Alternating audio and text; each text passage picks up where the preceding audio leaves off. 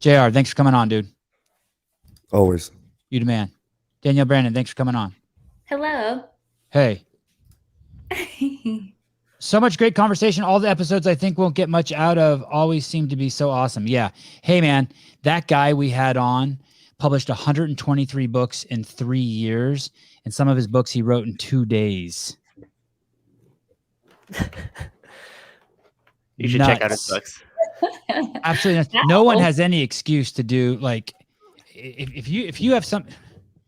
He basically cracked the code on how to use TikTok, Instagram, and Amazon and YouTube on how to make a shitload of money without having to do thrusters.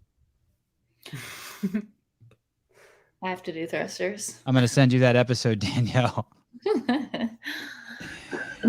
Danielle, we have J.R. Howell on the show.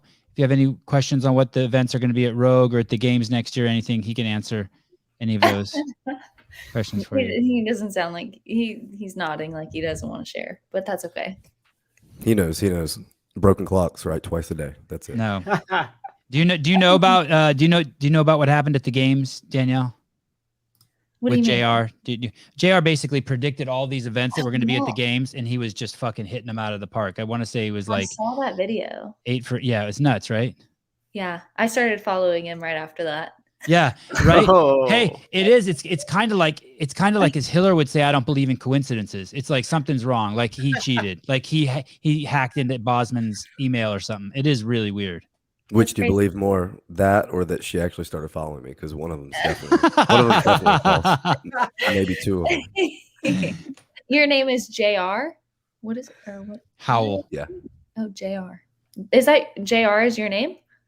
It's my initials, but yeah, that's what I go by. Oh, cool. And you own Jason Hopper's. No, just stop there. He owns Jason Hopper. That's it. You got it. He owns Jason. Yes. And you own CrossFit Crash, which is where Jason Hopper goes. Correct. CrossFit Crash is where Jason Hopper goes. Not the other way around. Yeah. Right. Does he really go there? Yeah, every day. Yeah. Do you go to an affiliate, Danielle? Kinda. It's CrossFit Naples. I don't know if it's the Brute Gym, which is literally a couple doors down from CrossFit Naples, which is Matt's gym. Matt who? Torres. Oh, he owns that gym. Yes. Did he buy it from a lady who had cancer and did CrossFit and got all better? Her and her son ran the gym. I think I did a story on CrossFit Naples for CrossFit like a gazillion years ago. Whoa. I actually don't know. Do you know how long he's owned that gym? Mm-mm. Could you search that, Sousa? CrossFit Naples and YouTube? Yeah, maybe it'll be from 2000. Whoa. 9 or 10. Wow. Why are you ghosting Dave? Me? Yeah. Just ambush Danielle Brandon, ladies and gentlemen. By the way. Dave Castro. Am I? He says you are. I'm ghosting a lot of people then. Are you mad at him? No, No, not at all. It's just, how many text messages did you get today? More than I've even opened. More. I haven't. I don't even know. More than I can keep up with. Is it weird that that there's a medium like that kind of happens with Instagram, right? There's a point in your life where you can answer your DMs, and then it's just when do you tap? Because there's this tug and pull, right? Like at least for me. So Taylor started texting me before the show just now. Do you know who Taylor Self is? The bald guy. He looks like a thumb. He's on the show sometimes. He's texted me like 3 hours ago, and I purposely didn't open it so that I would answer it when I have more time. Then he texts me again, question mark, like, what's up, asshole? And I'm like, listen, dickwad, I have 500 unopened texts. I'm getting ready to do a show. Yeah. I think, that's what's really tough is I think a lot of people think I'm on Instagram all the time, but really I go on there, open my messages, try to answer as many as possible. And then by the time I get to like my feed and try to like regularly scroll Instagram like a normal person, I just like am so sick of Instagram that I'll get off of it. And then I go to like my messages and I'm like, ugh, like I don't want to I don't want to look at these. And then I do make the mistake of opening it in hopes that I'll see it later, and I never do. Do you, what I just saw, unread factor, like they do on Instagram. Yeah, you can now do that on text messages. At least I just discovered it a couple days ago. If you swipe to the right, you can now let's see, make it unread. Wow. You probably shouldn't know that. It's just going to make your shit even more complicated. No, it'd be so helpful. Wow. I don't even have that. Yeah, I need to update mine. I hate it on Instagram too when someone sends me something really thoughtful, but I don't have time to open it, and I knew I shouldn't have opened it, and then I'm just like, I just double heart it. Like I saw it, but like I don't know what. Like I don't have time to I don't have 3 minutes for you. Or you lose it, and you're like, I'm never finding this again.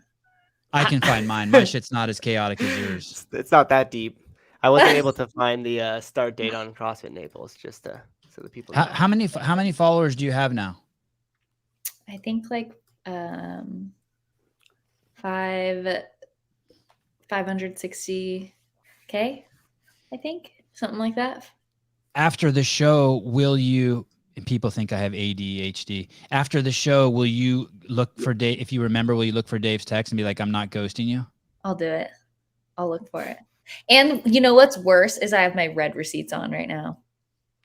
Oh shit. What, did you get a new phone and forget to turn that off? No, you know when you turn it on in hopes that it'll make you respond more? No. Wow, that's discipline. And it doesn't always work like that. Wow. I was hoping it would, but it doesn't. I want to see if when we text, if it says that. It probably does. No, it doesn't. Well, not in a group chat. In a group chat, it won't say that. Oh, all right. I always text you with the witness. I ain't fucking texting you alone. With a witness. Fucking go to jail. Oh my gosh. The twins don't count. Some simple questions. Are you a brute strength athlete now?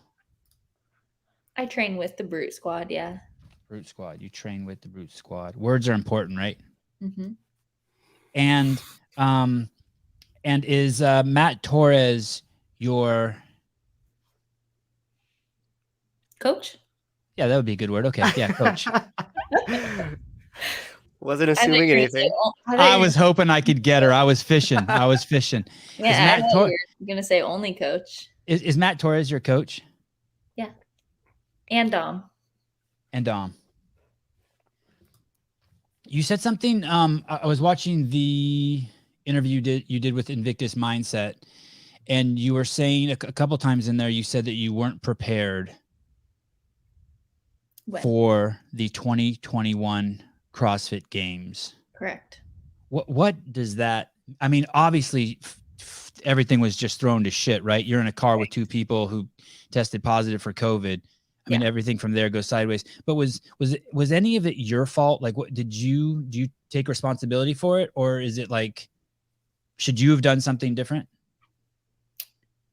Of course, like, I don't think there's one person to blame, but I definitely have a lot more perspective now on what a coach not necessarily should do, but what coaches can do for their athletes.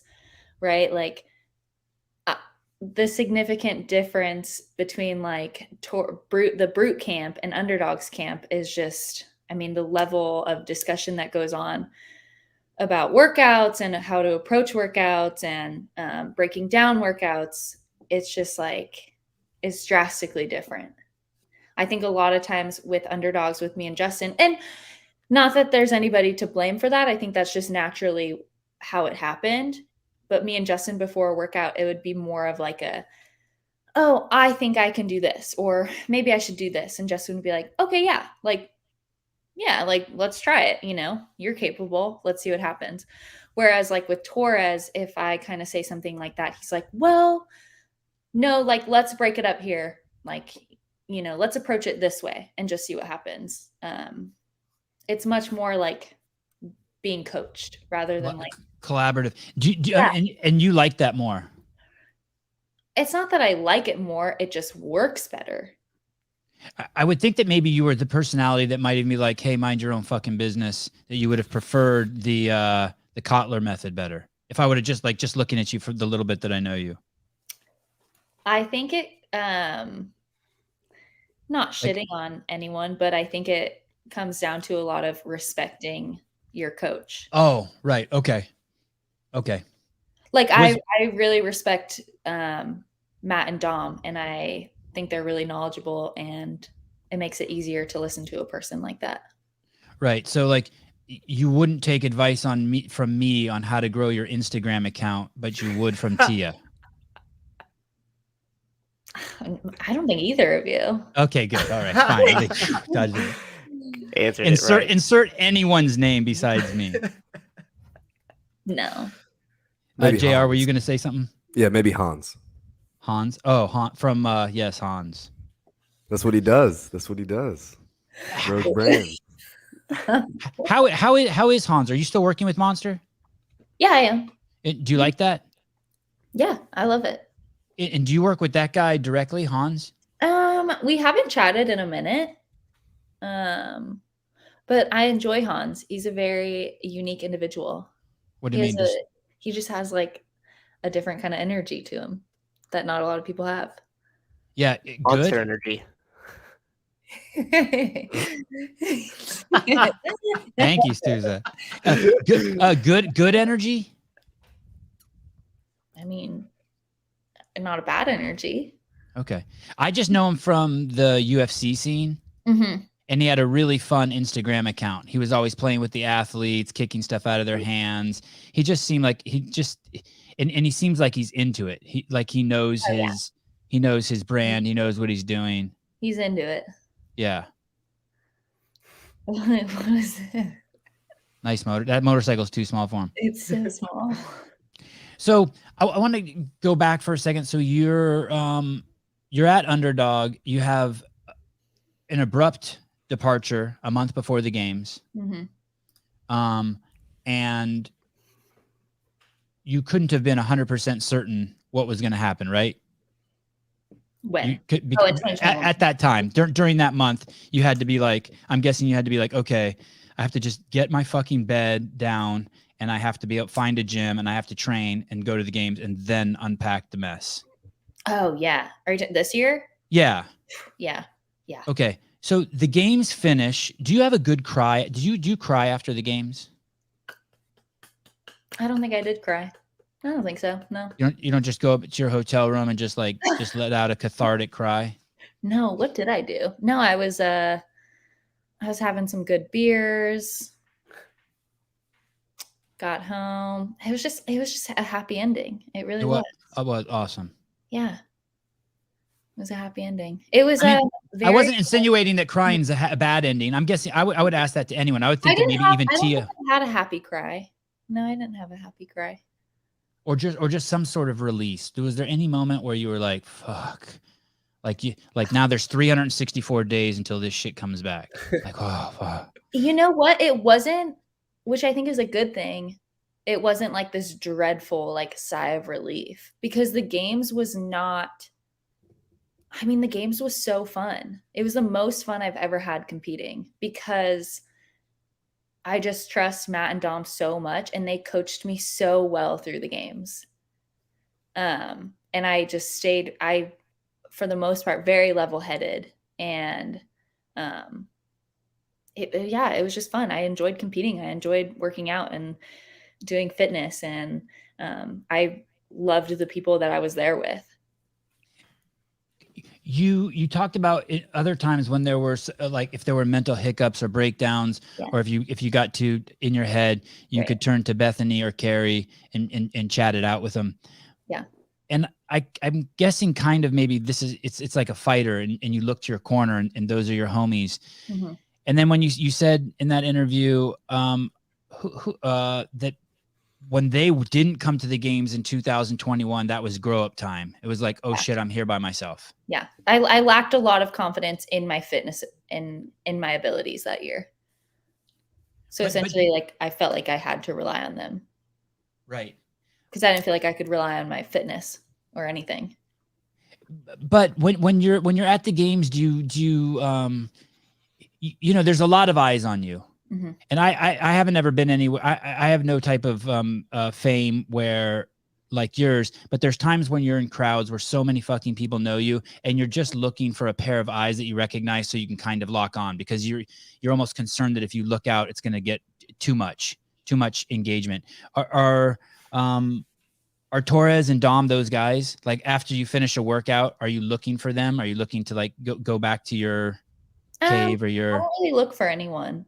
I think like what I enjoy most is like when I am competing, it's you get a weird feeling of I mean for me anyways, I don't really ever think about how many people are like watching me. You can just kind of get in this like zone when you're on the floor and you're working out. Like where you almost feel alone, you know?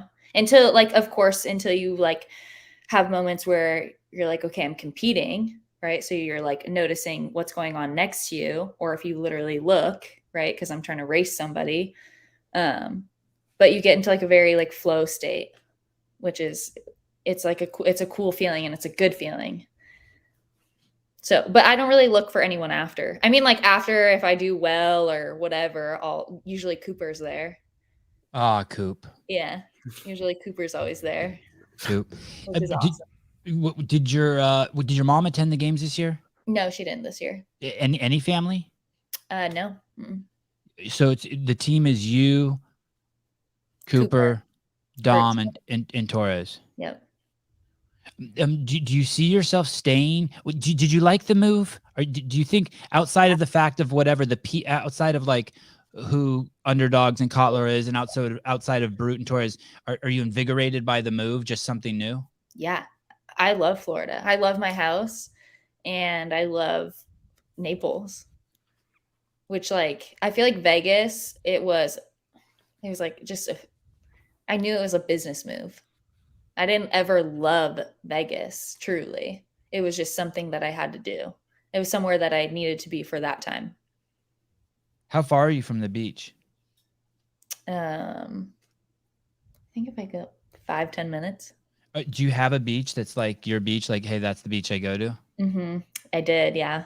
The hurricane kind of fucked it up, but... Oh, no shit. Oh, yeah. Tell me about the hurricane. Oh, my God. Where were you? We were at the Power Monkey camp. Which was in somewhere in Tennessee. Okay. Was it at Mayhem?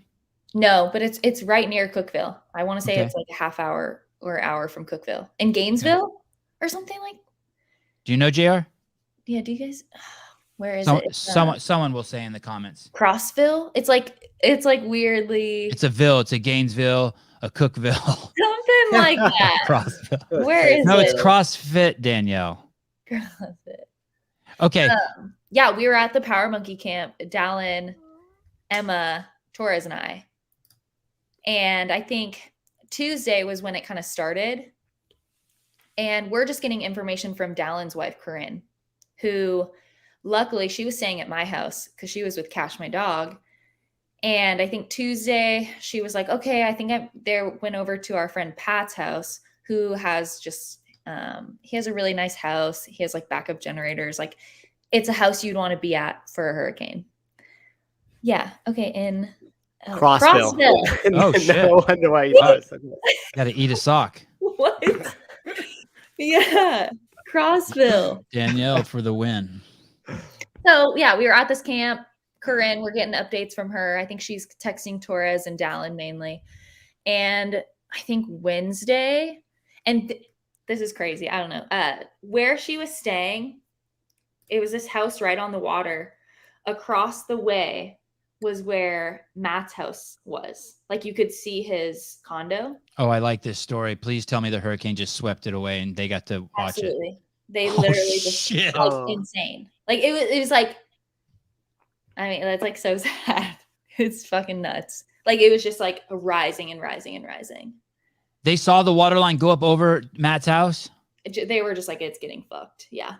Oh, shit. Because where he lived, like the water, like they were staying on the water and then like his house and then the beach was like right there. Loudermilk Beach. Hey, what happened to all those amazing homes? Where did the hurricane land? Did it land in Naples? I mean, it hit Naples, but what's the What was the name of the hurricane? Hurricane Ian? Ian, maybe you could look that up, Susan, where it took land. Hey, so what happened to all those fucking gazillion-dollar homes that are on the beach? Nuts, like insane. So a couple weekends ago, we went to, I want to say Sanibel Island. I forget, or Marco Island, one of those. We went to, some of Matt's friends were basically just going through and helping people clean up their houses because not a ton of people have renter's insurance because they didn't think anything like this would ever happen. It's very sad, actually. A lot of older folks, they have these amazing, beautiful homes and they're just destroyed. So we just went through, and they're right on the beach. And there was this one older man, and he was on his honeymoon and came home, and his house was just a mess. So basically, the home's filled with water and then drained, and sand, and their shit's broken, everything. All your belongings toast. Yep. Cars totaled everywhere. I think everybody in my neighborhood, their car was totaled. Wow. How about your house where you live? Was your shit fucked up? My car was totaled. Oh my God. Oh, damn. Yeah. And my garage flooded like 4 or 5 feet. But like my house was built for that. So my whole bottom story is garage. Oh. So which is crazy because like my house and then the house next to me are like built very sturdy. And I think this is like a very up and coming area.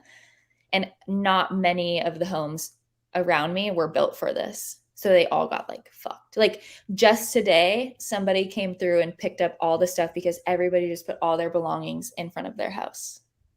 So like you drive by and people's couches, I mean, everything. And what's even more nuts is they had to put a curfew because people were coming and looting people's stuff. Damn. Like dude, the IKEA yes, people coming in the neighborhood all the time. I'm like, you don't live here. The IKEA by your house is killing it. We don't even have an IKEA, but it would be. Yeah. So that's what it was like. Did you see it like that? Or by the time you got there, the water had gone? The water had gone by the time we got back. But what's like crazy is, yeah. Holy shit. I wonder if that's Sanibel Island, because I think that's what got hit like the worst. So I guess I don't understand a hurricane. It's just basically so much water and wind. It's just it's like basically, yeah. I guess I don't understand it. It's crazy because you're just like, how, like, you know, I look outside and I'm like, how would water just be 4 or 5 feet up? I mean, Corinne got to my neighborhood because she was trying to check on my house. She walked through like waist deep water in my neighborhood to try to check on it.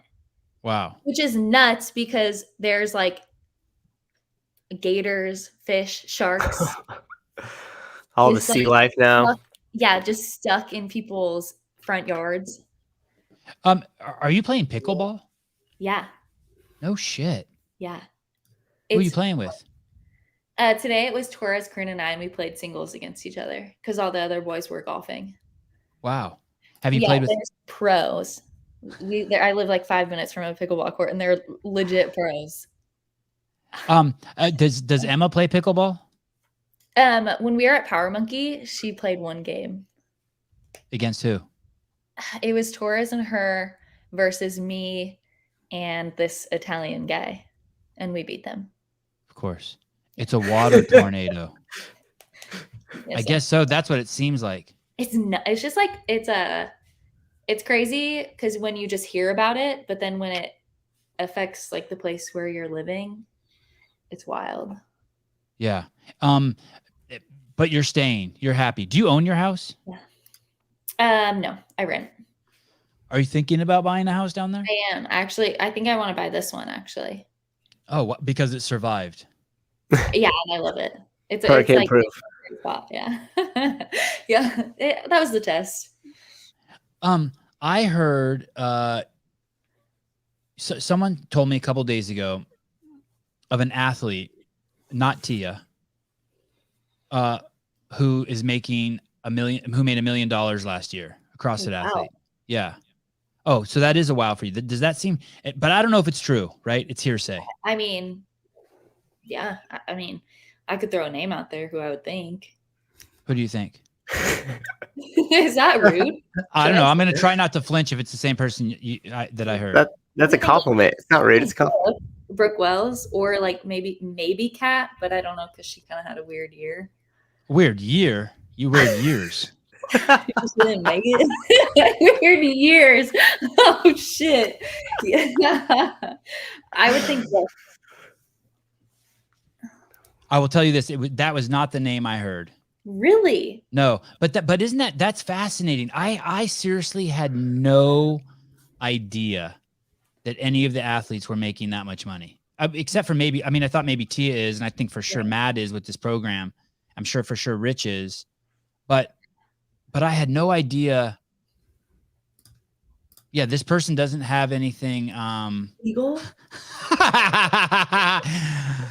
Yes, I heard her Instagram subscription is bringing in 800,000 a month. No It's way. massive. No, I just made that up. No. Why? That's a lot of crumble cookies. For No, OnlyFans? No. I heard she has a I think Danny has a Andrew. Doesn't Danny have a It's a subscription thing on Instagram. Here we go. Patrick with a little bit of information. Noble contracts are no joke. Yes, that's Their shoes are though.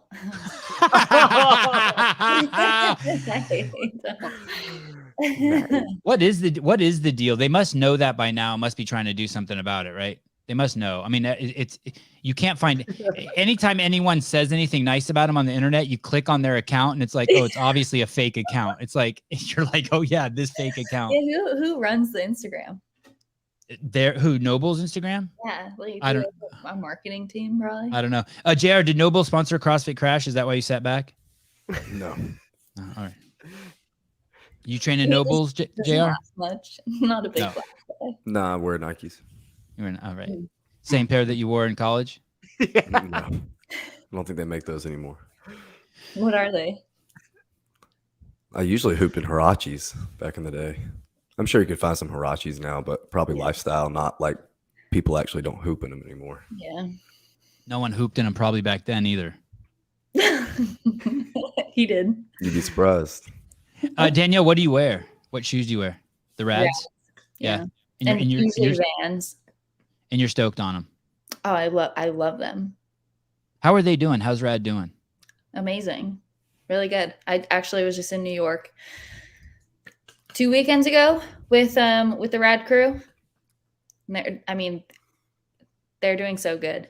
I mean, I went on their website 2 nights ago to get some shoes for me and my wife just to try them out, and both of our sizes were sold out in every color. Wow. It's nuts. Like they just know what they're doing. And Benji's just so smart. They're honestly legends, and they're all from the UK. So they're on another level of really cool people.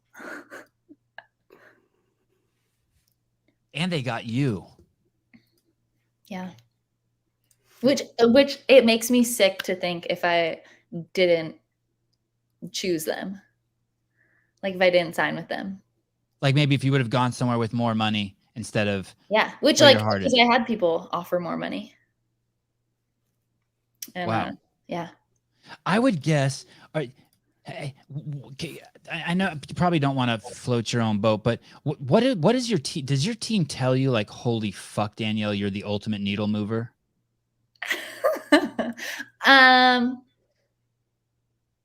I think it's more of like a collective thing. Like it's a group effort. Right. But who else does Rad sponsor? We'll be the judge of that. No, Who else? like me and the Rad group and Cooper, like we all do it together, which is really cool. I'm just the one with the platform. Say that again. I'm just the one with the platform. Right.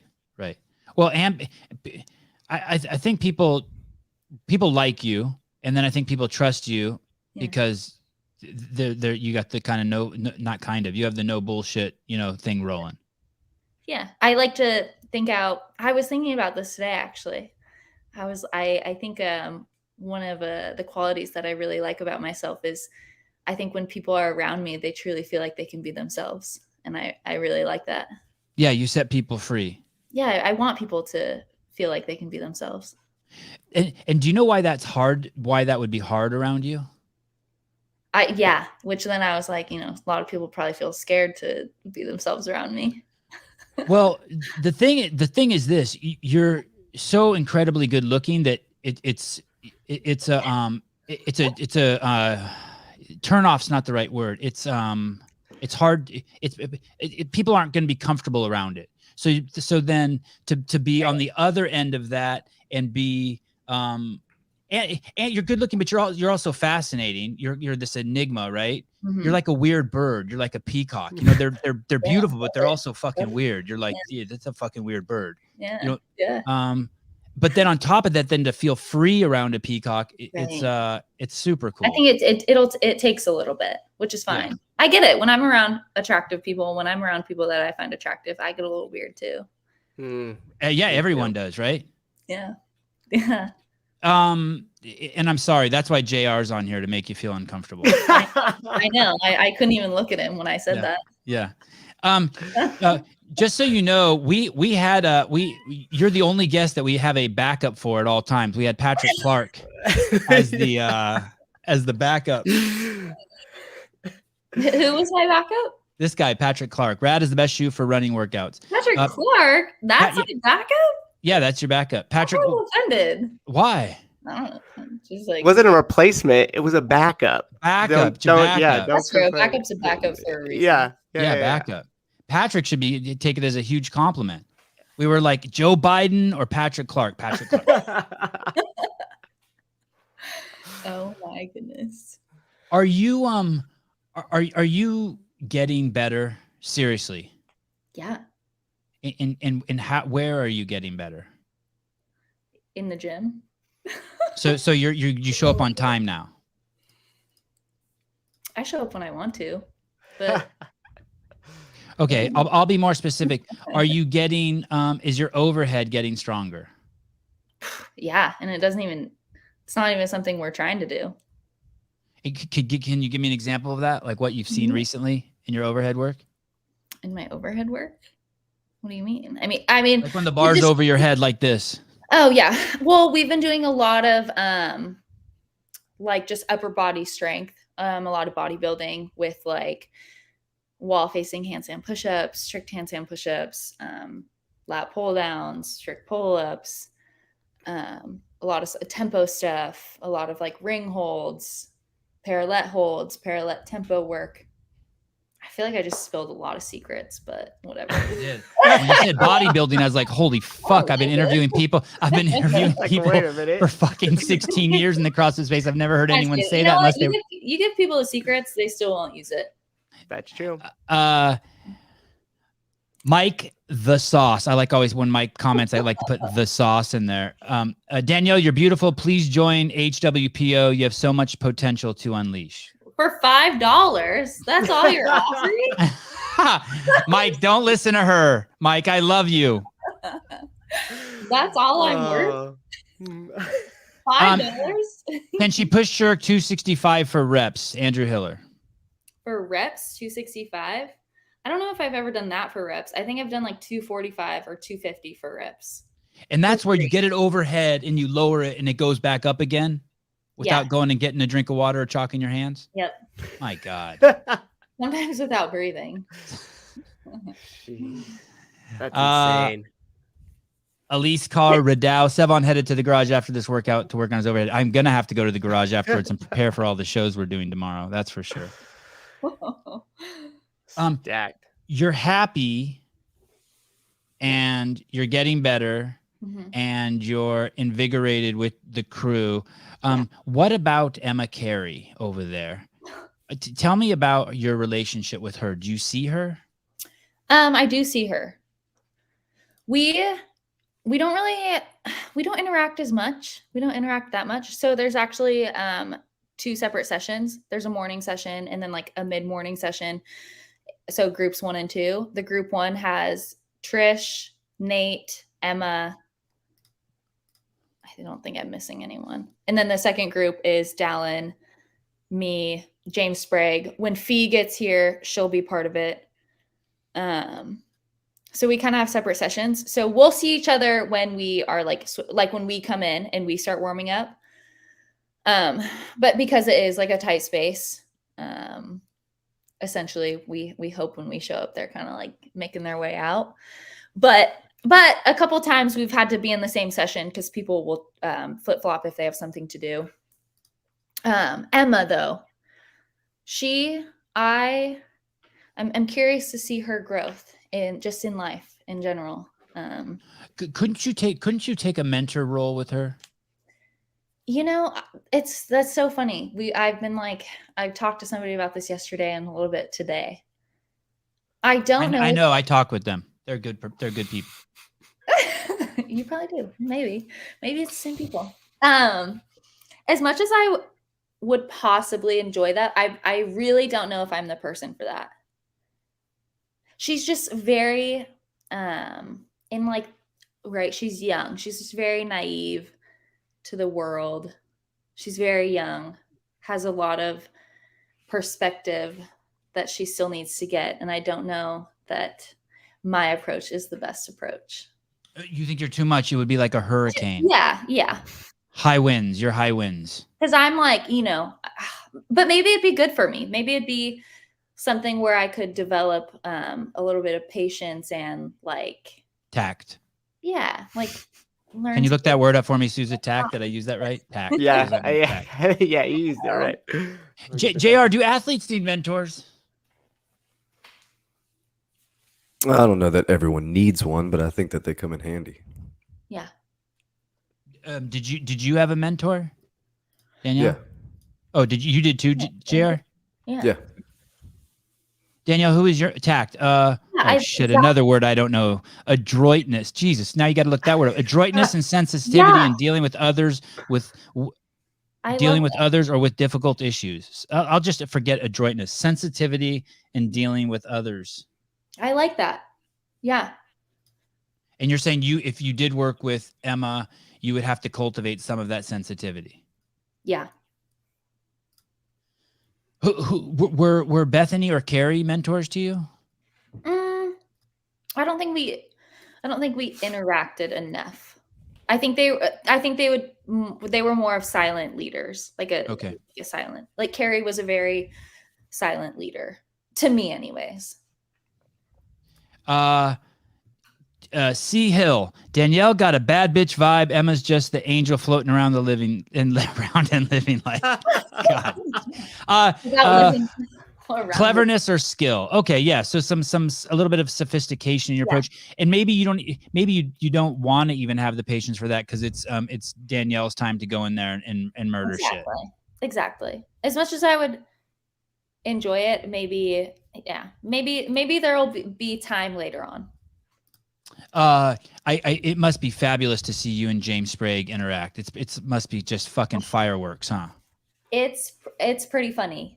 He is definitely growing on me, but he's a lot of energy.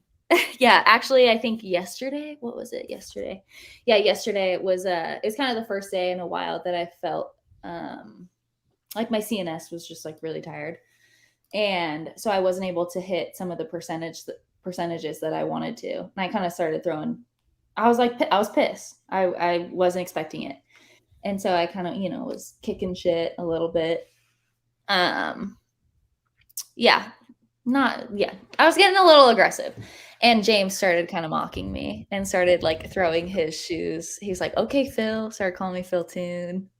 It was pretty good. But he made me laugh, so it was good.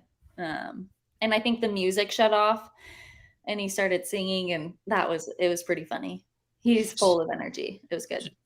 So, whereas some people may have given you space, oh shit, Danielle's having a little bit of a fucking meltdown, temper tantrum. He leaned into it. Yeah, he really did. Yeah, he wasn't intimidated. No. Or maybe he was, and that's just his way of dealing with it. Yeah, on it probably. Phil Toon, what's up with Phil? You see Phil around? I don't follow him. I think he moved back home to Arizona, and I believe he owns a gym now. Oh shit, good. Do you know anything about that? Strong. I want to say it was like in his family. JR, have you heard anything about that? Did he open an affiliate? It was a friend's gym. I don't know anything about that. I think I've seen a few videos of him like back lifting really heavy. There you go. In Arizona. Yeah, Phil. Oh shit! And he moved to fucking steel weights. He's out. That's the tell sign right there. Wow. He gone. Wow. He was seriously into powerlifting before he started CrossFit. So Yeah, he was. Sevan is my daddy. That's Giannis. Giannis. Wow, 575. Holy shit. When my 600. CNS is tired, I start peeing my pants, but I'm 50, so. I would too. I don't blame you. It's a little bit of my central nervous system is working on other things. That's interesting. That's fine. Is Alexis Raptis down there? No, she's training Think Tank. Oh, okay.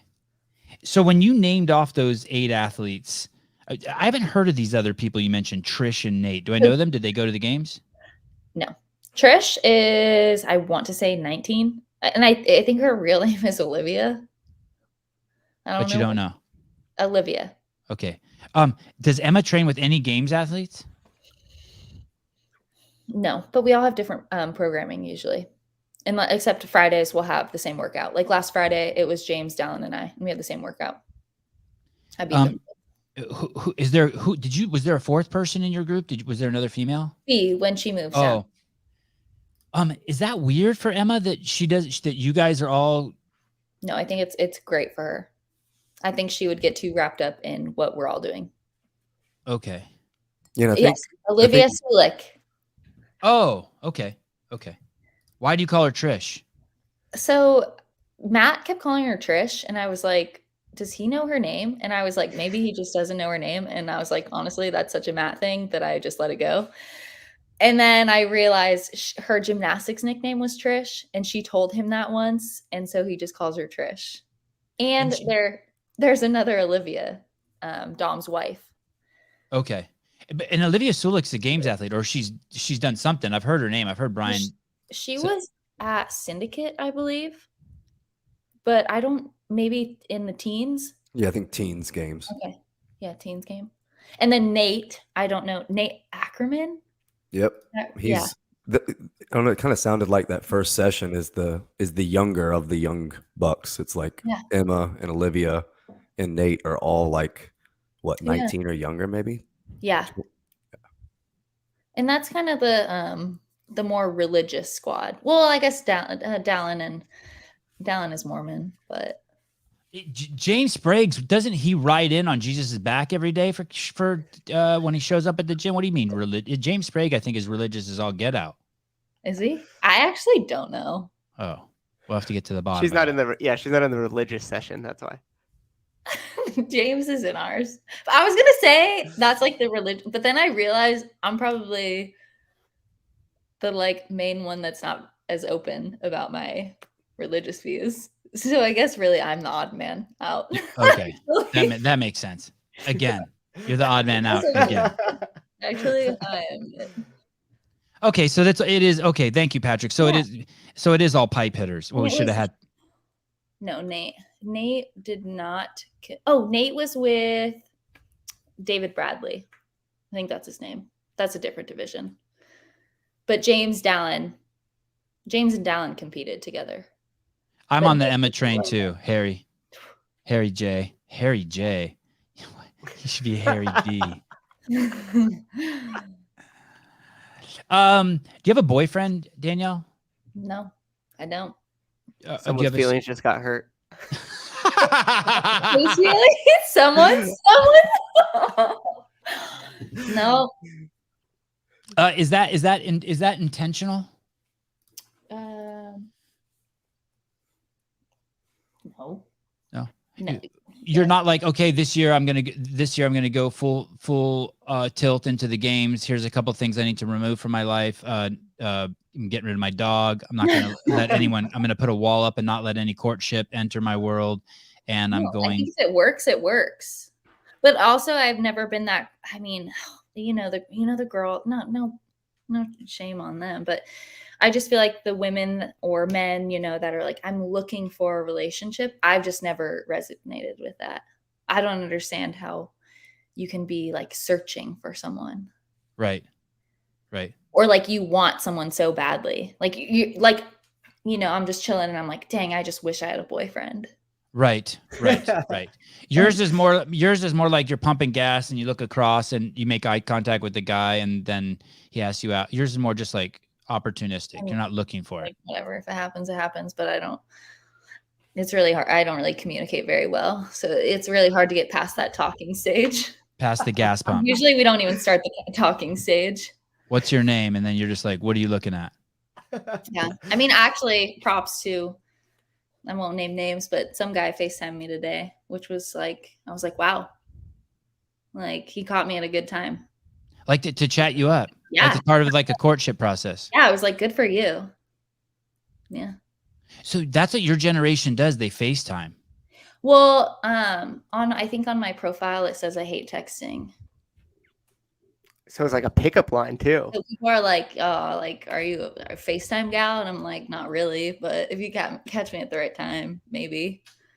Wow. Yeah. And you didn't, so a guy talked to you in your DMs, asked if he could talk with you. You checked his profile. You're like, okay, I would talk to this guy. And then you gave me your phone number and he FaceTimed you. And how quickly from when you saw that? So when you saw the number, you didn't recognize it. Correct. Oh man, you live life on the edge. Yeah. Yeah. I'm not answering that. I don't know. It's a FaceTime. She's a I was like, I was feeling wild, feeling risky. Usually I just ignore it. Oh, that guy was shitting his pants. Maybe Dick butter. Oh. What'd you say, JR? Maybe he said good for you for picking up. Like you're saying that he said good for you for FaceTiming me. Yeah. No, he was scared to death, JR. I appreciate you standing up for the boys, JR, but that dude was scared shitless. Yeah. He's like, man, he's probably going back to his homies. Like, yo, she answered. Oh, for sure. He took 12,000 screenshots of that FaceTime. He's like, this is real. This is real. Was it weird? How'd it go? Was it weird when he answered? Did it feel natural? No, it was good. I was like, yo, we could be homies. Oh, all right. Hey, dude, if you're watching the show, she's never going to fucking answer again. And it has nothing to do with you, so don't have your feelings hurt. You should see me and Matt tag team fucking Danielle in the text. Matt's like, okay, I'm going to tag her 2 hours before the show. Text her. I'm like, okay, I'll text her an hour before the show. Matt's like, okay, I'll text her half hour. I'm like, all right, let's just tag team her and then maybe she'll. 4 minutes, guys. 4 minutes it is. Now we're just going to FaceTime you. I really want to do this. I really want to do this dating show with you where people can call in and ask you for dating advice. And me and you just field their questions and just tear them up. I mean, talk to them with sensitivity and adroitness. No. Me? Yeah. Yes. It would be so fun. Yeah. Oh, I would do it. Yeah, I would do that. Matt, did you think she was actually going to make it to tonight's show? I was confident tonight. I'm confident every night. I always believe in Danielle. Yeah, always. Wow. Always. I'm here to get hurt as many times as it takes. Any closure with Mr. Kotler? Since none. Since you have you never drank too many beers and called him one night and was like, "Yo, motherfucker, let's bury the hat." Nothing. Yo, no, actually not. With no one. No closure over there. No, there wasn't really any necessary though. No closure necessary. No, why? I mean, you did what you did, All right. It happened. I'm in a way better environment. Really good coaches, James Sprague. Yeah, James. Dallin. Yeah, I can't wait for Fee to get here, honestly. I realize I'm surrounded by a lot of men all the time. Like Dallin, James, Matt, and I'm like, sometimes I'm in the gym and I'm like, man, I really need like another woman here. Will you play that? Will you pull up her Instagram? That brings up a good question. About a year ago, you made a post. I can't remember what it was, but you made a joke about maybe dating girls and people were talking shit to you and they're like, hey, that's nothing to joke about. But then you did this a couple days ago or a week ago. I'm not joking. Why would I joke? Okay. You weren't joking. What's I think it's on it's the TikTok one with the gray. Oh, the third down from the left. Okay, the one with the boob. Would you be my girlfriend? Yeah. Would you play that, Souza? It was a hair transformation. Okay.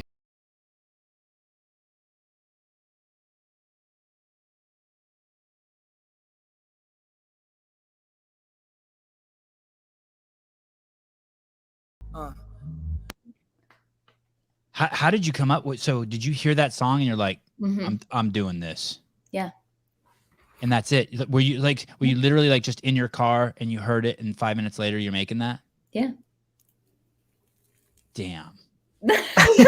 So good. Not much thought behind it.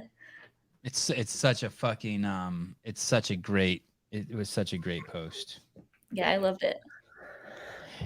Do you have a favorite training partner? I guess those guys all have to be your favorite training partners. I would say Dallin. Like he's just I really enjoyed training for the games last year with him. In the month prior. Yeah. Yeah. He's not. Is he going to Rogue? No. Is he? Or is he disappointed? Is that something that everyone? Yeah. I think he wanted to. Yeah. Everyone wants to go. Yeah, I think he really did want to go.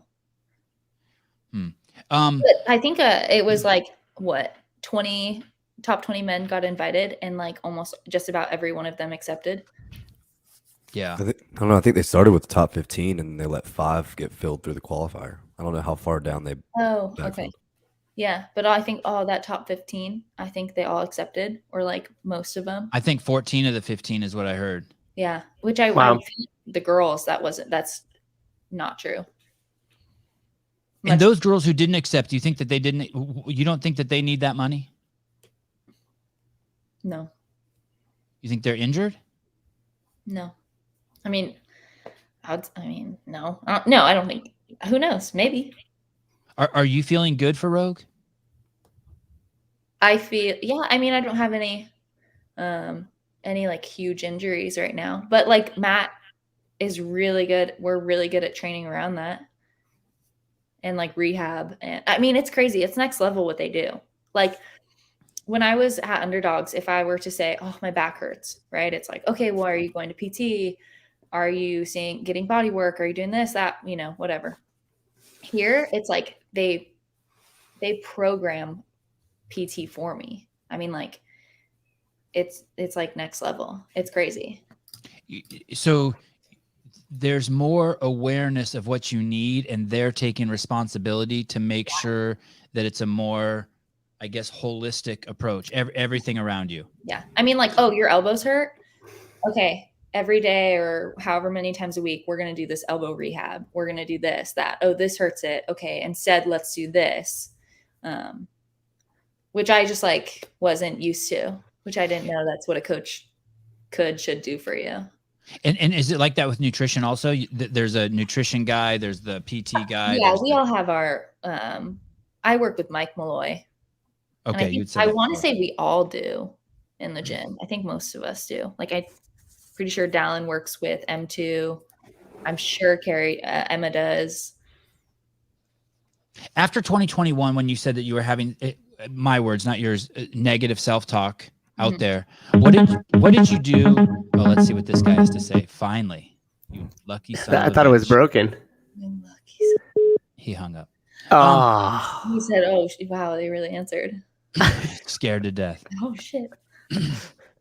After so what did you do in the year after to make sure that didn't happen again? Did you pick up any practices?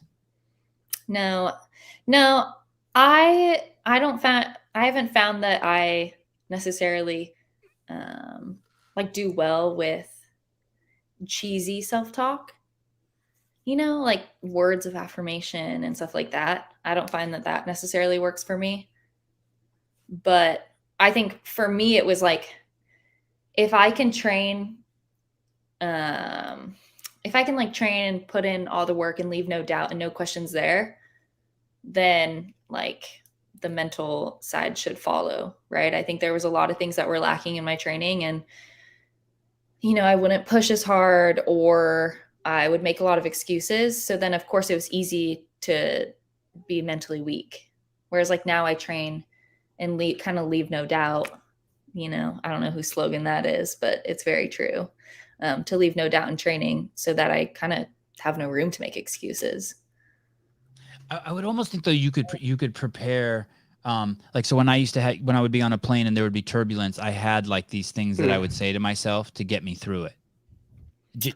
Yeah. And I would think that like maybe you would just in case, a fire extinguisher on hand, so that if something crept in, you would have these 3 words you said: I love you, Danielle. I love you, Danielle. I love you, Danielle. I mean, for training, maybe, but in competition, like if you're having those thoughts, you probably didn't prepare well enough. Okay. And like, even if, like, right, when we're at the games and when those wall facing handstand push-ups came up, it was just like, yeah, I could throw a fit about this, but like, essentially, like, there's nothing else I can do. Like, I am going to not be good at these, and like, I have to accept that right now. In 2021, you said you went into an event. I forget which event it was, but like you didn't warm up and you were like, fuck it, I don't care. Did you have any of that in 2022? Did you ever approach? No. I think maybe the last workout, the row one, I was kind of freaking out. I was like, oh my God, because they put you had to make the row in a certain amount of time, the 1K. Mm-hmm. And I was like, oh, fuck. I was like, what if I can't do this? I was like, I don't know if I can. And like, right, they didn't know me as well as an athlete. So like, of course, in the moment, they're like, you can do this, right? They're not going to be like, no, Danielle, you can't. But like, they didn't really know. I think at one point Matt was like, fuck, like, can she? But because I was just like, I don't know if I can. He's like, you can hold that pace for, a 1K. And I was like, can I? I don't know. And so I'm freaking out. And then I was like, they were like, okay, you need to go do this like warm up for bar muscle ups. But in the back, you couldn't do bar muscle ups because like the pull up bar was like really close to the ceiling. And so you would hit the ceiling. And I think I was like, guys, I was like, I don't need to warm up my bar. I was like, I don't need to warm that up. Fuck it. And Dom's like, he's like, you need to make the choice right now. And like, you need to do this. Like, like, let's not leave any regrets. We've come this far. Just do it. And I'm like, okay. And yeah, I feel like I'm just like delirious. Like, I'm like, I just want to get this workout over with. And I go over there and I like do a pull up and like hit my head on like this. Oh shit. He's like, oh my God. I'm just like dead. I'm done. I'm like, oh no. But that was probably like one of the funniest moments in the back. Did you brawl with one of your refs at the games? Did I? Think jump rope. Think jump rope. Oh my God. Yeah. Yeah. I said, get a fucking head judge over here. Because they just weren't because reps. Danielle, you still mad at me? I don't even know who that is. Yeah. Well, there you go. Thank you for the $5. So yes, she is. Yeah, probably. But mad annoying. For $15, she won't be mad. Yeah. Yeah. Yeah. So you did. The judge wasn't counting your reps right, and you were like, "Hey, what the fuck?" Yeah. Because they told us in the back when Boz announced the workout and was going over standards, the crossover double unders, you could cross over on the first loop, we'll call it, or the second loop, right? So it could be here, then cross. I think it's called cross open or. I hear you though. It could either be you could either jump before or cross before. It could cross any order. The first turn or the second turn. Right. And I think a lot of people were crossing right away, whereas I would go over then cross. So I would end like with the cross at the end, which is just different. I think that's just how I picked it up. JR, is that true what she's saying? You could do either way? Yeah. Oh. Yeah. All right. And not that I didn't believe you, Danielle. I just want a second opinion. That's fine. We're not allowed to get second opinions in California from our doctors. That's what I was going to say. You should just trust what I say, by the way. Yeah. Should the athletes have gotten at least a couple hours a day, a week's notice on the crossovers? Should they have been given a little bit of a heads up so you could practice? I would say no, because I was able to pick it up in the back. I mean, I love that stuff because if you're an athlete, you'll pick it up. Yeah, and it's an even playing field, unknown to everybody. Just figure it out on the floor. And I mean, there were so many videos on Instagram about those things. JR, would you say that Danielle's one of the better athletes, if not maybe the best, on the women's side? 100%. Is there anyone who's a better athlete than her that you see out there? Well, the way I kind of think about athleticism maybe a little bit differently, just coming from like an actual a sport background with like a ball, that I think about someone like Danielle or any athlete going out and throwing a frisbee, playing basketball, doing something like that. And if I feel like they're fluid enough doing everything else to do that and make it look like the way it's supposed to look, even if they have no experience doing it, that's athleticism. It's not just plyometrics or being flexible or being mobile or whatever. Like, I think athleticism is completely different than working out in a 4x6 stall mat. Like if you were to play a sport, she'd be, and you had to pick from the CrossFit athletes, she'd be like one of your, and we didn't tell you what the sport was, you'd pick her maybe over someone who finished better at the games because she was probably a better athlete. Oh yeah, for sure. Like, I think if you look at a movement like maybe like a burpee get over, something just super basic, but something that kids probably did when they were running and jumping over fences, and you watched her do it at MAC, it looked like the way it was supposed to look. Right. Oh, that was going over the, yeah. That was incredible. Yeah. She stood out from the rest of them, almost like she was doing a different movement. It was so much different, fluid, even though they're all doing the same thing.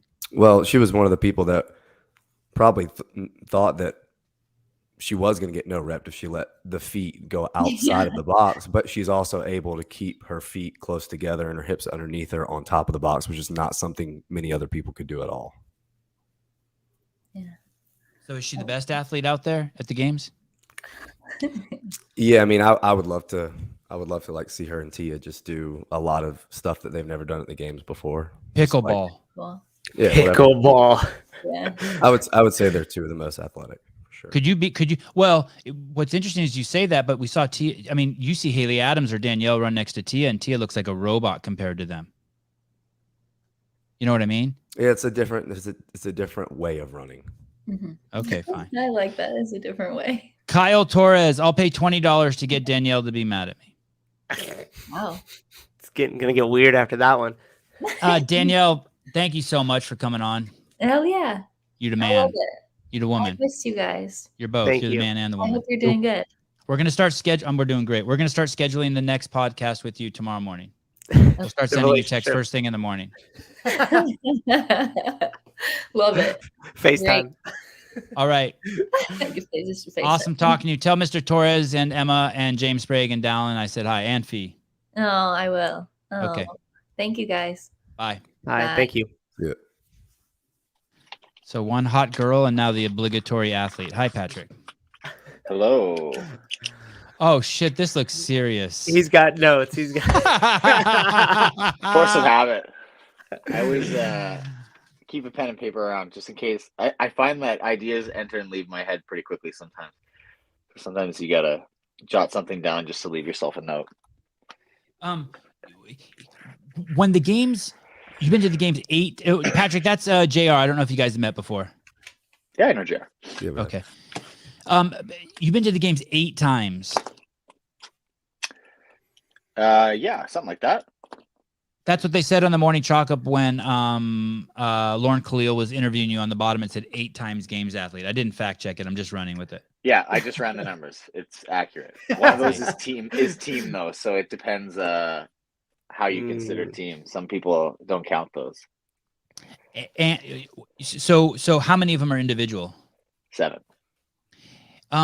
When in 2 of the games you finished and you've had a baby waiting. Yeah. I like the last 2. Yeah. Yeah. Okay. I don't know what you mean by baby waiting. But... Meaning there, like Danielle got to finish the games and go to the bar, but like you're going over and hugging you're not grabbing a beer. You have a child waiting. I mean, you can do both, but you can. Yeah. You can. Maybe bad example. He's got 2 hands. Yeah, that's right. Yeah, I mean, yeah, I have some responsibility that some athletes don't. That's for sure. Does that make the end of the games different and significantly different finishing when you like, no matter what happens on the floor at the games, you see your baby and it's just like all that shit kind of just like, it might be something you would have hung on to for a week 3 years ago, but now that you're done and you go back to your hotel room and you're holding your baby, just the fucking whole world vanishes. I don't know if it's that different from everybody. I think everyone has a thing though. Like for me, even before we had the baby, like you leave and you put a lot of things on hold to train and try to perform your best at the games. So you like, now is the time to go back to those things and give them some time and energy that you haven't been doing. You've been not neglecting, but you've just been putting that energy elsewhere, right?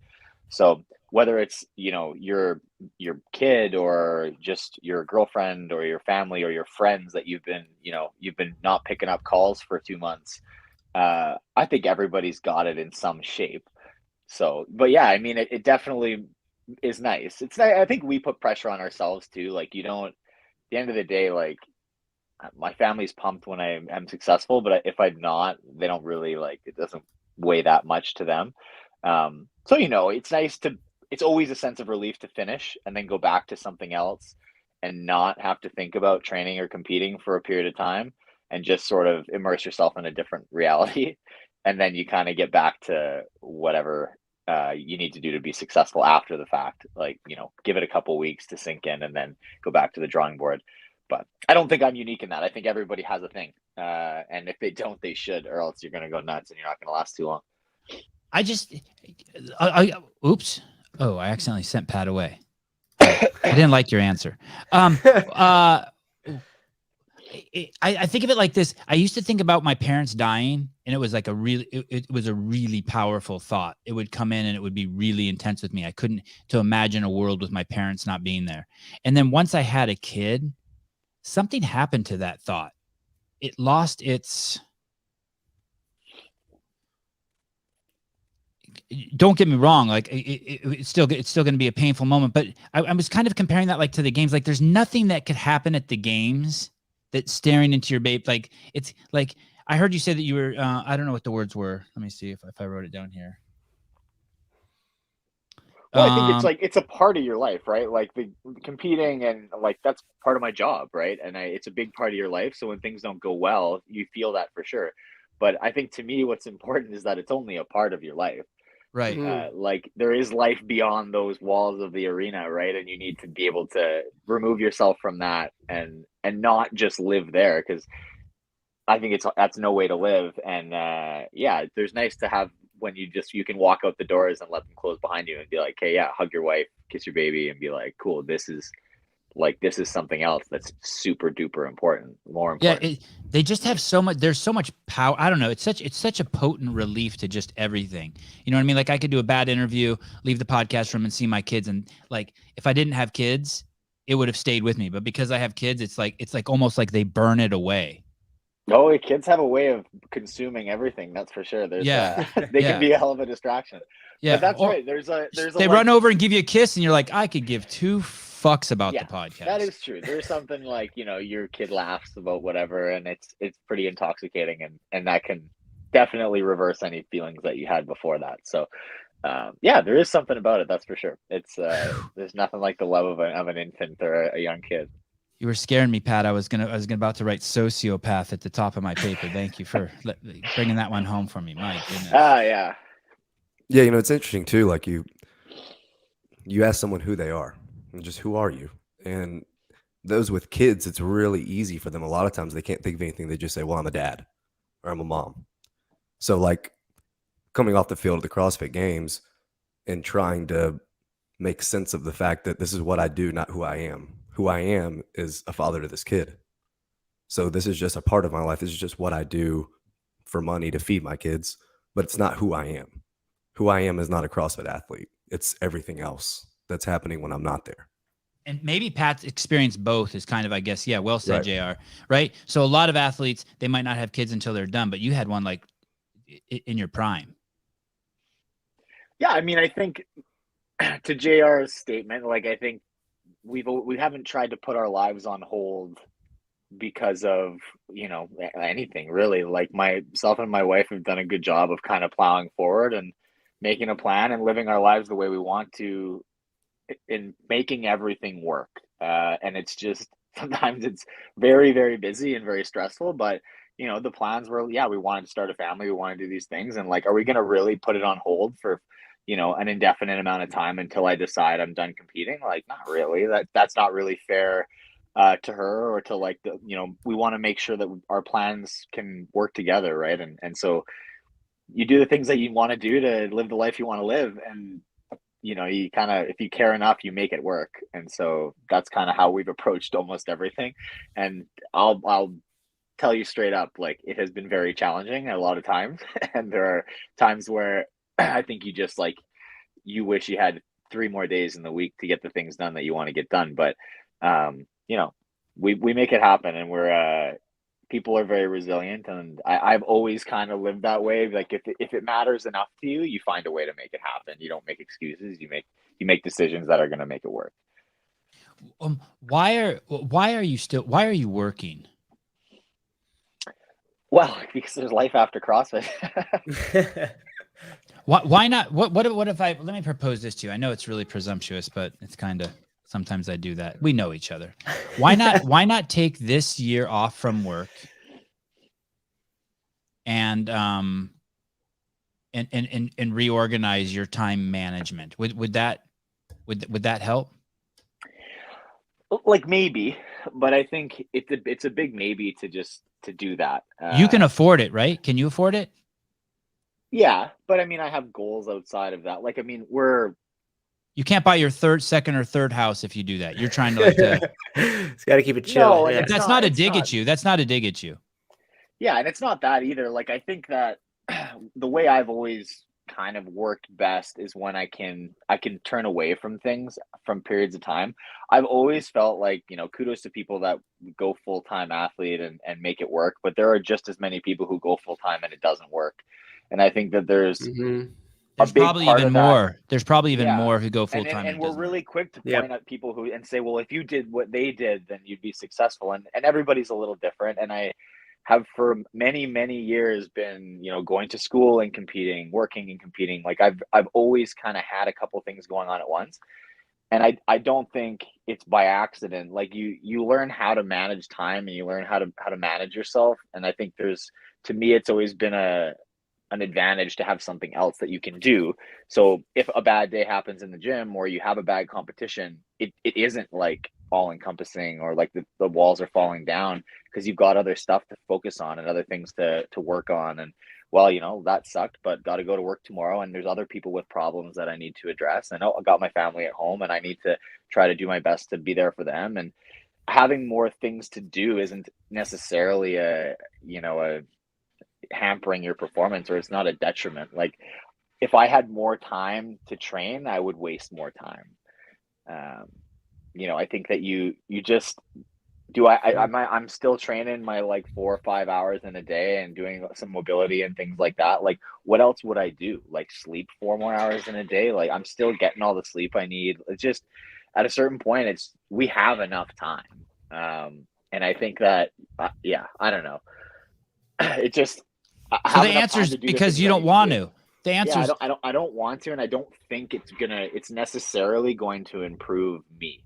And it might for some people. That's for them to decide. But I've seen the story enough times where people have a good year and then they make it to the games for the first time, then they go full-time athlete and they don't qualify the next year.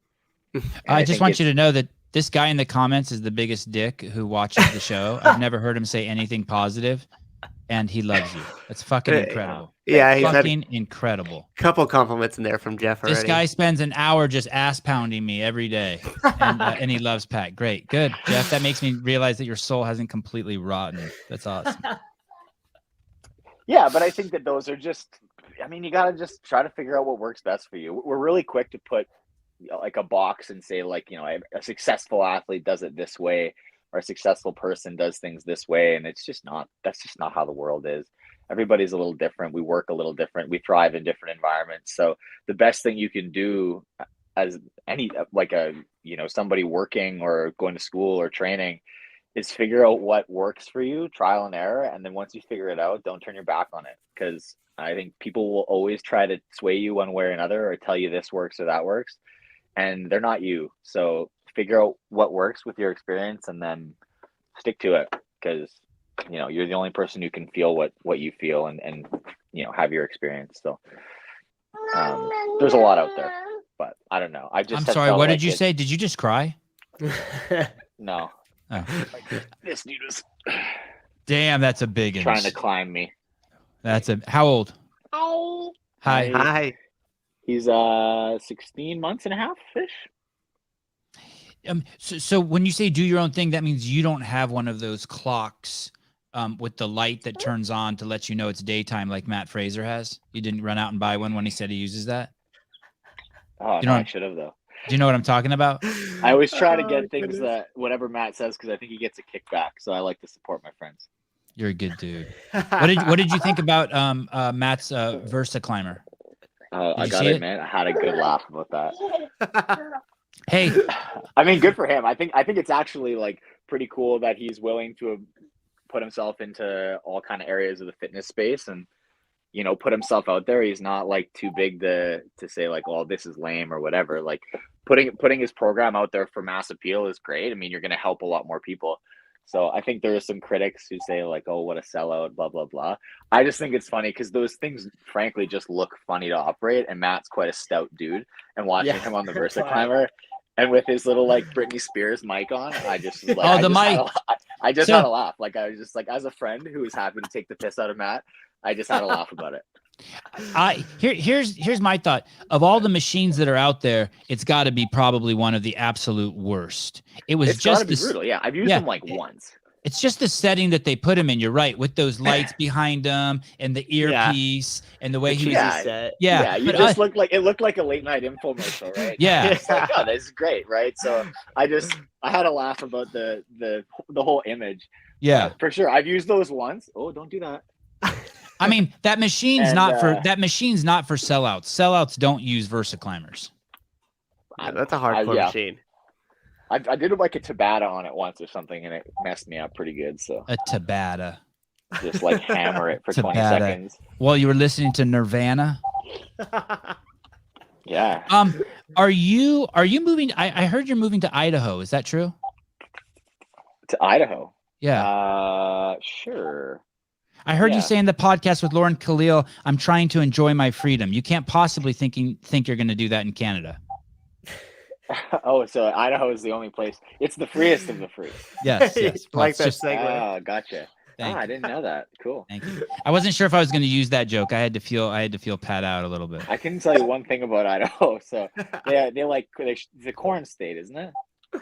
The second they talk about Idaho and Canada, they just censor it. They just block it out. They don't want you to know about it. Yeah, basically. How on September 13th you did that interview with Lauren Khalil and you hadn't started God, I hope that baby calls 911 and we watch you get thrown to the ground and handcuffed. Something on speaker there, but I don't know what he was trying to do. When did you start training for Rogue? Be honest, Pat. Don't say you haven't yet or anything like that. No, I would have started doing something probably a month-ish. I had a wedding at like end of September. So yeah, probably like late September. Before I started like really, but I was doing like some strength progressions and some things. I just wasn't doing like competition style prep or workouts, but yeah, I'd put like a reasonable month in. When you take the month off from the games, did you take a month off? Hey, yeah, probably about, what do we end in the beginning of August? So yeah, probably a month and a half, 2 months. And when you say you took a month off, does that mean you really took it off? I probably took. Hi, Mom. I probably took a good 2 to 3 of like off, probably 2 off, and then did like worked out in my garage gym, like getting on a bike erg for like 30 minutes, and then that's it for like a week. Mostly doing like rehab stuff and mobility rehab, whatever, like that kind of just low impact stuff. And then I think probably after a month I was back to doing like basic stuff of limited strength progressions and like a conditioning piece of some kind. I actually remember like the first real workout I had to do because it was just like, it was such an affront. I felt so I don't know, taken advantage of. It was brutal. I wasn't ready for it. What could you tilt your camera? Your eyes are almost cut off. Sorry, like this, you have people really like your face. There it is. Kind of say so. What wanes? Where do you see the loss of fitness when you take a month off? Where do you see it the most? Is there anywhere where it's just obvious? You're like, oh shit. Interesting question. I think if you're like coming back too early, you just don't want to do it. Like your just will to do anything. So the mental piece, it's not even physical. Yeah. Okay. It's just like you get fed up quickly. Like you could be doing a EMOM and just like a few minutes in, you're like, forget it. Or you just a couple intervals in, you're like, nah, I don't know. No. And do you actually tap? Do you actually stop? No, I never have, but I can feel it. Like you can feel where you're like, this isn't that hard. And it's feeling hard because I'm not into it. Okay. And I'm like thinking about 30 other things I want to be doing right now. And like, I'd rather be sticking needles in my eyes. Like, this is just not where I want to be. So you can like, if you're checked out mentally, it makes it hard. Weights feel heavy for sure. It depends how you start. Like if you come in and just try to blast yourself into like a Fran type workout, like it's going to suck. But we did a lot of just like lower intensity engine building for a period. So it's like a bit more palatable. And then the first time you start doing some like 4 or 5 minute workouts, it really kicks your teeth back into the back of your head. But I think that just things feel a little heavier. You just feel a little slower. Your joints are a little less loose. You're creaking into positions and you just, you're not quite there yet. Or maybe that's just my age showing. Are you chomping at the bit to get back out on the field? Is there part of you that loves that part and you're like I can't wait to be back out there? Yeah, I think it's funny. Like I still am nervous about it. So I think that means something good. So it's exciting still, which is nice. It hasn't lost its allure. So I think that I still am into it, obviously. And yeah, just like all of it, the sights and smells and the like being on the turf and things like that is just fun. Like I caught myself the other day. What were we in? We had like a new mat or a new piece of equipment that came into the gym, and the smell of just new equipment, and that's what competition. That's called off gas. That's called off gassing. Yeah. Like a lot of competition floors smell like that fresh rubber because it's all the fresh stuff gets laid. So like, just like that smell, you're like, you just like feel it, like your heart rate kind of jump. And I'm like, oh shit, that was sweet. Like that was a little hit of just like what a competition's like. And it gets you excited. So those sorts of things, you get like, I still really like that.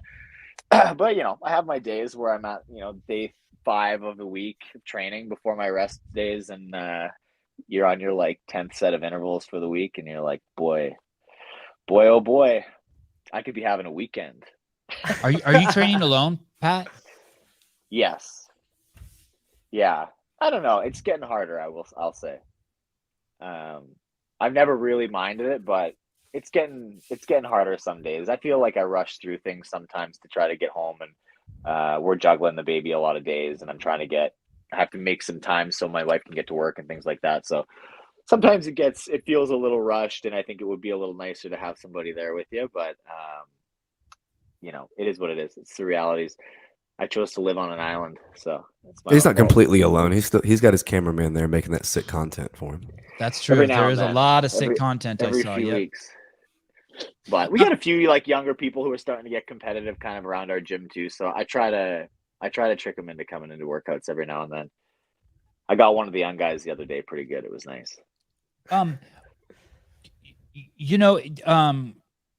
As a fighter, like you can't go into the ring unprepared, right? I mean, I guess you could, but it would be nasty. Bad shit would happen, right?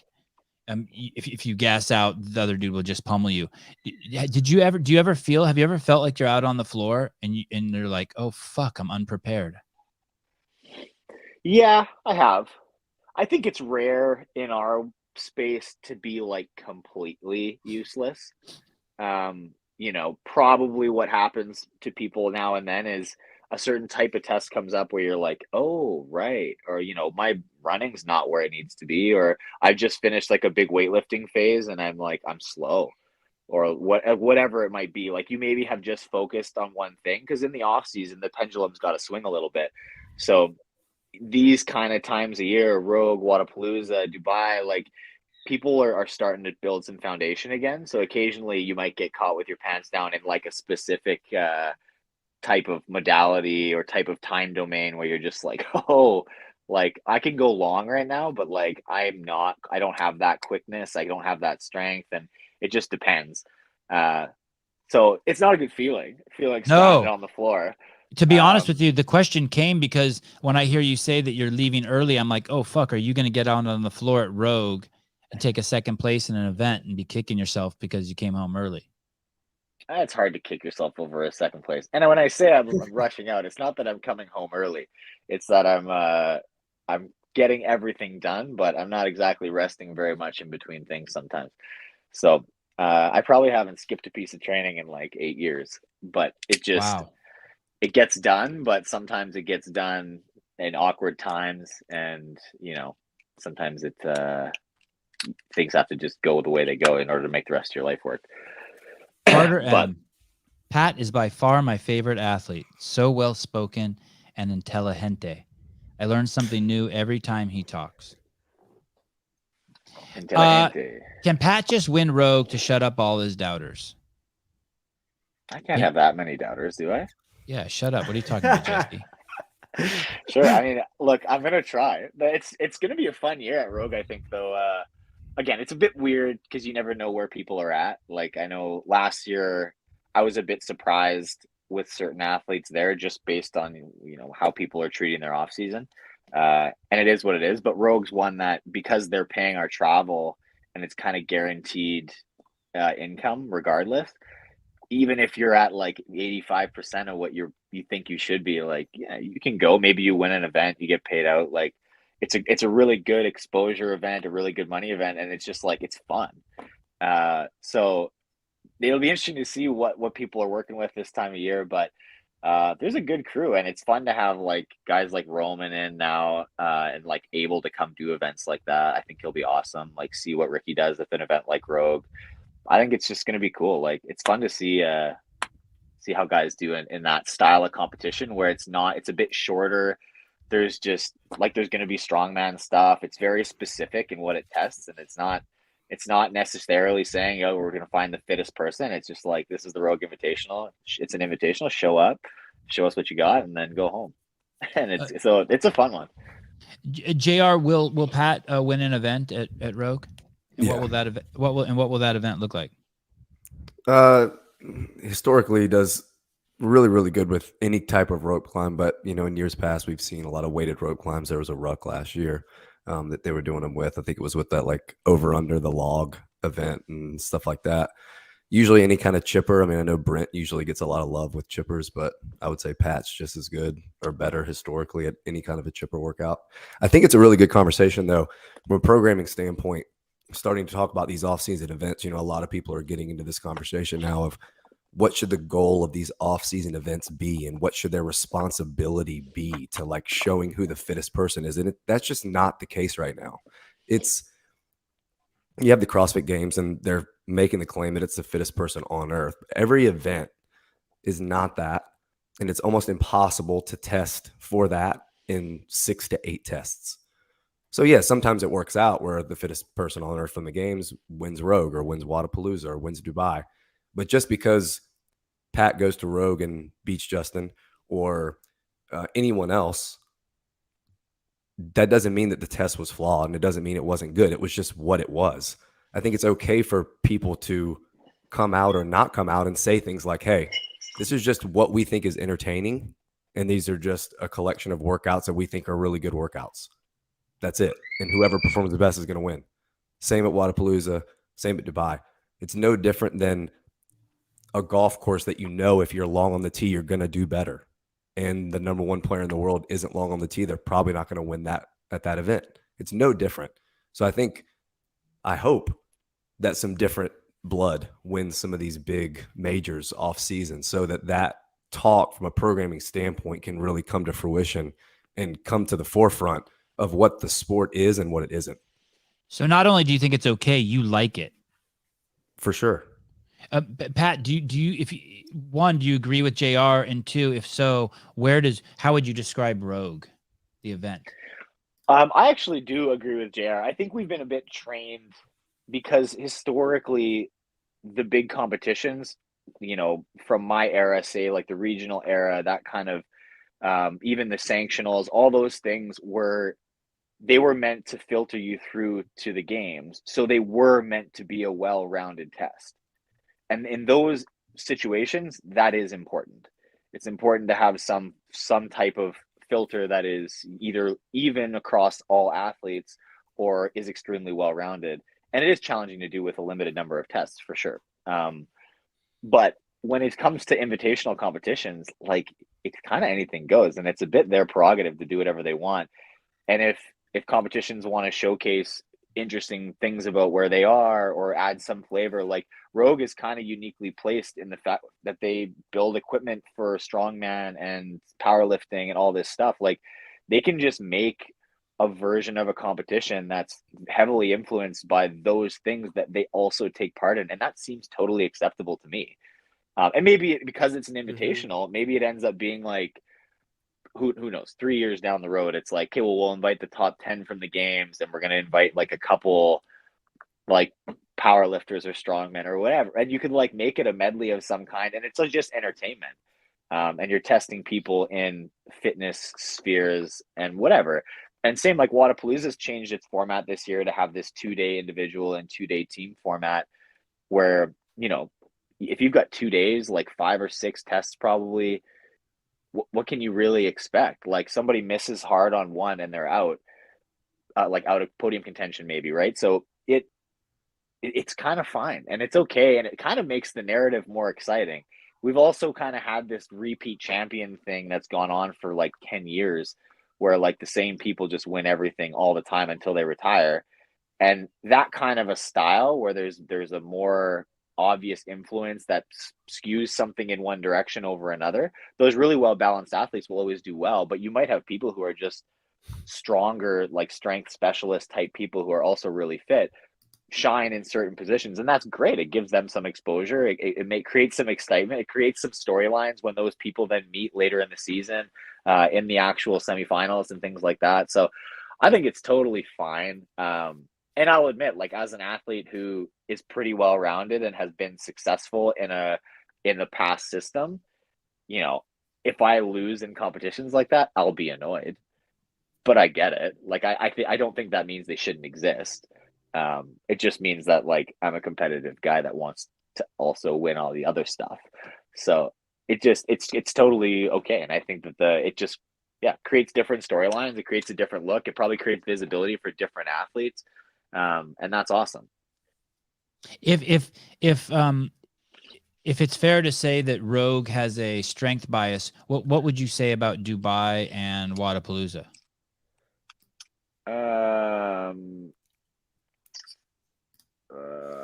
That's a good question. Dubai has a bit of an endurance bias, I'd say, historically, and not even just because they tend to run some long events, but also because the recovery component is heavily tested, where they'll test back-to-back workouts. They'll test scores that happen in parallel, where you're like finishing one score and then you're doing another one simultaneously, like we had with the run and the shoulder to overhead this year at the games. They've been doing that format for years. And usually in an endurance context, like with machines. So,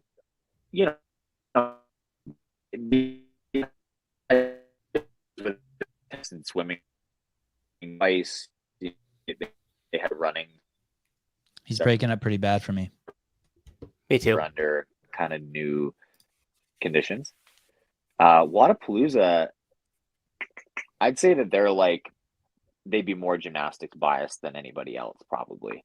Most of the big cruxes have in those workouts have usually been gymnastics. Like I've been there 3 years, and like the 1 year we had ruck bag muscle ups.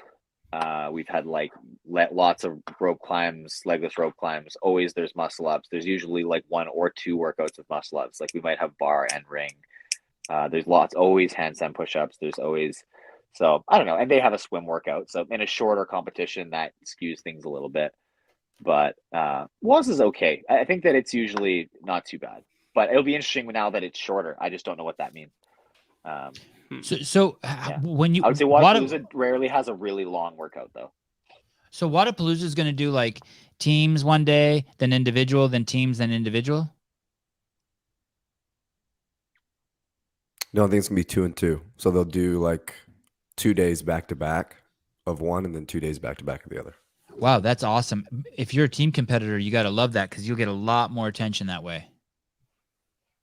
Well, I think it also maybe I think format incentivizes works people well. from doing both. Say that again, Yeah, JR? exactly, JR. I think that It might entice some big names to do both. Oh shit! Wow. Are you going to Yeah, I think Wadapalooza? that's Are you kinda going to what's Wadapalooza, cool. Patrick? yeah, I will. And will you go to Dubai? No, I'm not going to do Dubai. And So how I've do you got Rogue and then Wadapalooza. how do you decide that? Partly because I didn't want to do the Dubai qualifier, and they were only going through qualifications this year. They weren't sending any invites, which is new this year. But yeah, I was just training for Rogue, and I couldn't have been bothered to do the qualifier, so I just didn't. It's a lot of travel, and if I'm gonna leave and go all the way there, like, do we plan that trip, and do I bring the baby and my wife, or does she just stay home with the baby, and then am I rushing all the way to Dubai and back to? Anyway, it's a long trip. I've done it once. I would maybe do it again another time if she could come and we'd make a holiday out of it. But I'm like not. I've got enough stuff on my plate. It didn't seem super important. Where are you in your career? Twilight. What does that mean? How Twilight? Well, I don't know how Twilight, but I would say the sun isn't rising. It's probably starting to set. Where's my pat?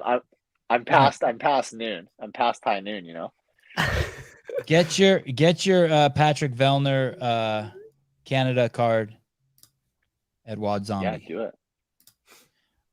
Oh, Pat, how good are you? Tier athlete? Yeah.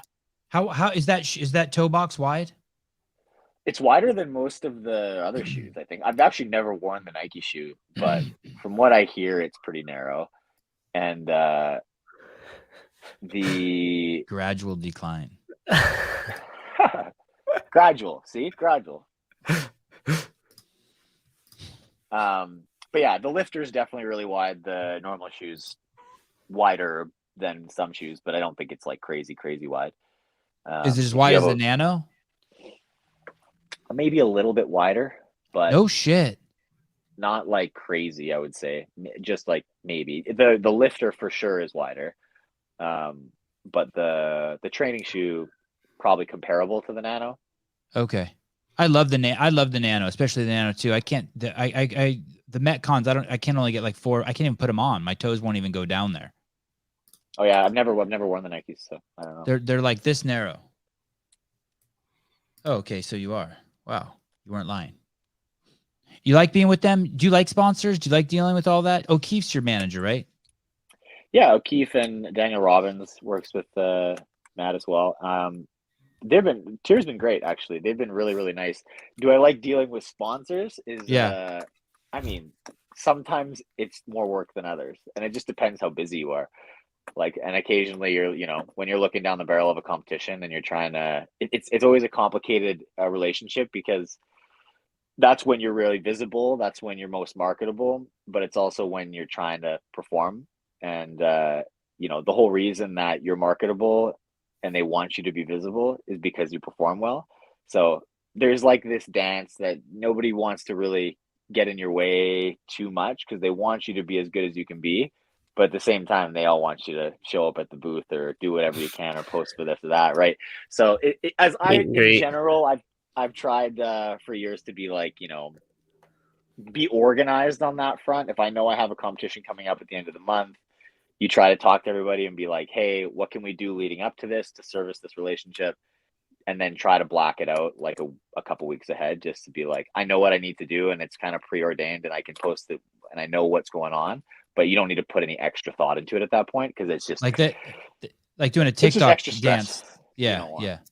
Like I don't need to be between events trying to like figure out what I'm going to post for this or that. Like it should be generally during competition, it's pretty free. But leading up to or following, sometimes you got to do a little bit of stuff.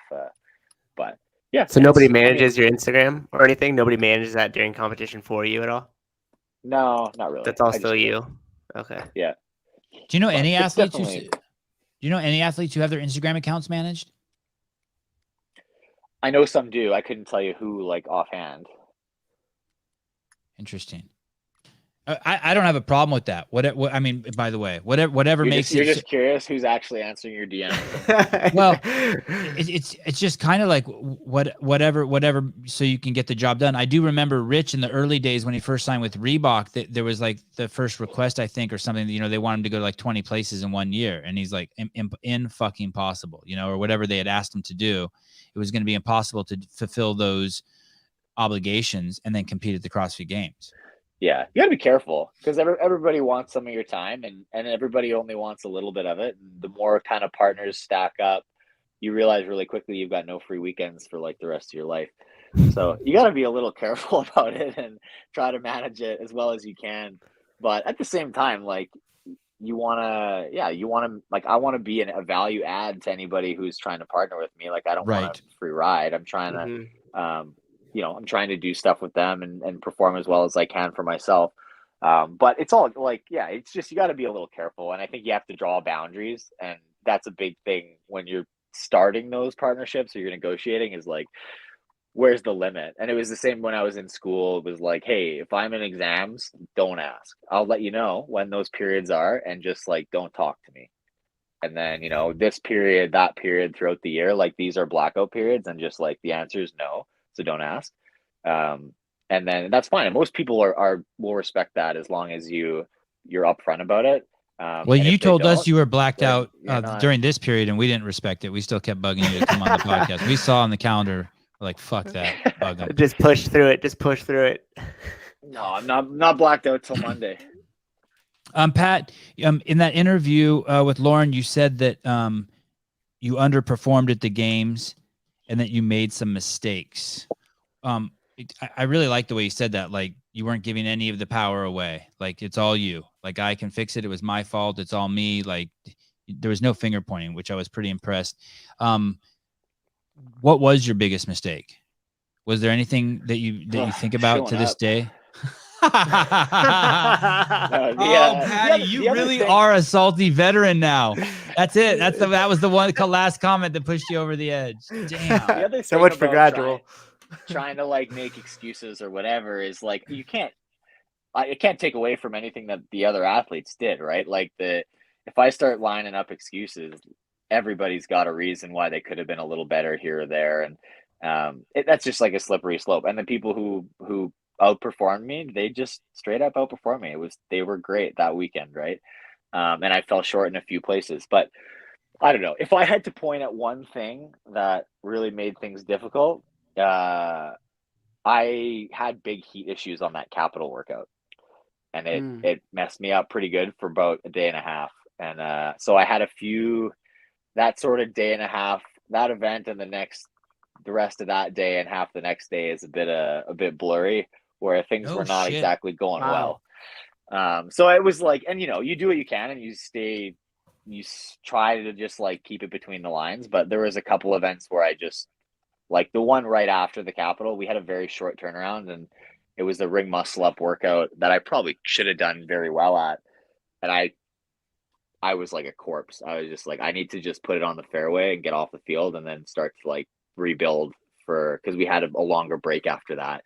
And those are just like things, like I just pushed too hard. I hadn't been doing enough like longer distance running, clearly.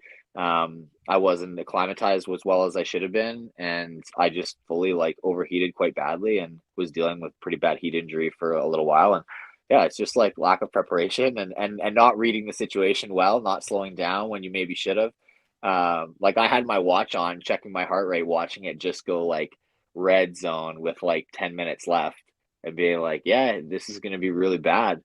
And then just like not being able to regulate for like a long time. So those are just things that happen, right? And I should have known better, and I tried to just push through it, and that's Where not the did way you forward realize that? sometimes. On the Capitol run, were you in the middle of the run and you just hear the self-diagnostic pop up like, oh dude, you're like sweating a lot? I was probably, when we were running by the water and we hadn't quite turned to cross the street and like start running like in the city. I remember like looking at my heart rate on my watch, and I only wore my watch to keep a rough eye on my running pace, but it had the heart rate going, and then I was looking at it and it was just like too high for how much we had to go. I was at like 178 or something like that. And I was like, like you probably have like a mile left to run, plus then the strongman stuff at the end. And I was like, yeah, well, this sucks. And then the last bunch of the run was a bit uphill. So as I finished the run, at that point, I remember just being like, you should slow down. And then saying, nah, you can't afford to slow down. But when you get to the sandbags, like the farmers carry, just break it up into small chunks. And because you're moving slower, your heart rate will come down. And same with the sandbag, because you're walking slower, your heart rate's going to come down. And getting there, and that just like, I had tipped over the edge. Like it just was not happening. At that point, my heart rate was like 190. And I just like gutted it out to the end of the run and was like, cool, now you're going to start to recover. And just like not a chance, right? Wow. And then even like after we finished, I got like pulled off the line and was like laying down for like 20 minutes and was still heart rate at like, just like I was trying to just kick heat off, right? And I just couldn't, like my body was not, it was no good. So anyway, it was just, that was a problem, right? That was just a big mistake. And I read the situation poorly. I made the wrong call and suffered for it. So, and then it took me a little while. By the end of Saturday, I was feeling okay. Like that sandbag clean event, I was probably kind of mostly back for that. Oh no, I was not doing, that was the same night. That was a bit weird. I was a bit weak probably there, but after the swim on the wall ball workout, I was starting to feel like I was okay again. Has that ever happened to you before? Have you ever experienced that before? There was one year, 2019, I think I also had a heat problem on like the very first event, which again, it was just a bad read. I like tried to push really hard to try to win that workout in the last round, and I just touched the sun and exploded. And then like had, just when your body's just malfunctioning, you're like throwing up and having diarrhea for like a half a day, and you're just like, it's not good. You can't keep any food down. So that's not the path forward, That's not the way to succeed. So that makes for some rough events. You want to stay a little below that. So, you make mistakes, you live and you learn, but it wasn't for lack of effort. But Pat, what about the run press event? Where you jerk the 300 pounds over off the blocks. What happened there? Probably a little bit of just panic. I was like, my legs were quite beat up from the bike, to be honest, and I was like feeling heavy on the run. But also the way that the workout was with 2 scores and the run also being a tie break for the jerks, the run was more valuable than the shoulder to overhead by a lot. It was like you could almost look at the shoulder or the run as being like 150 points to 50 points for the shoulder to overhead. So if you were going to go after anything, the run was more valuable. The jerk looked a lot cooler and you looked a lot better if you were just nailing the jerks, but the run was more valuable. So I was just like, I'm going to push hard on the run, and my legs were a bit heavy and I just made it happen.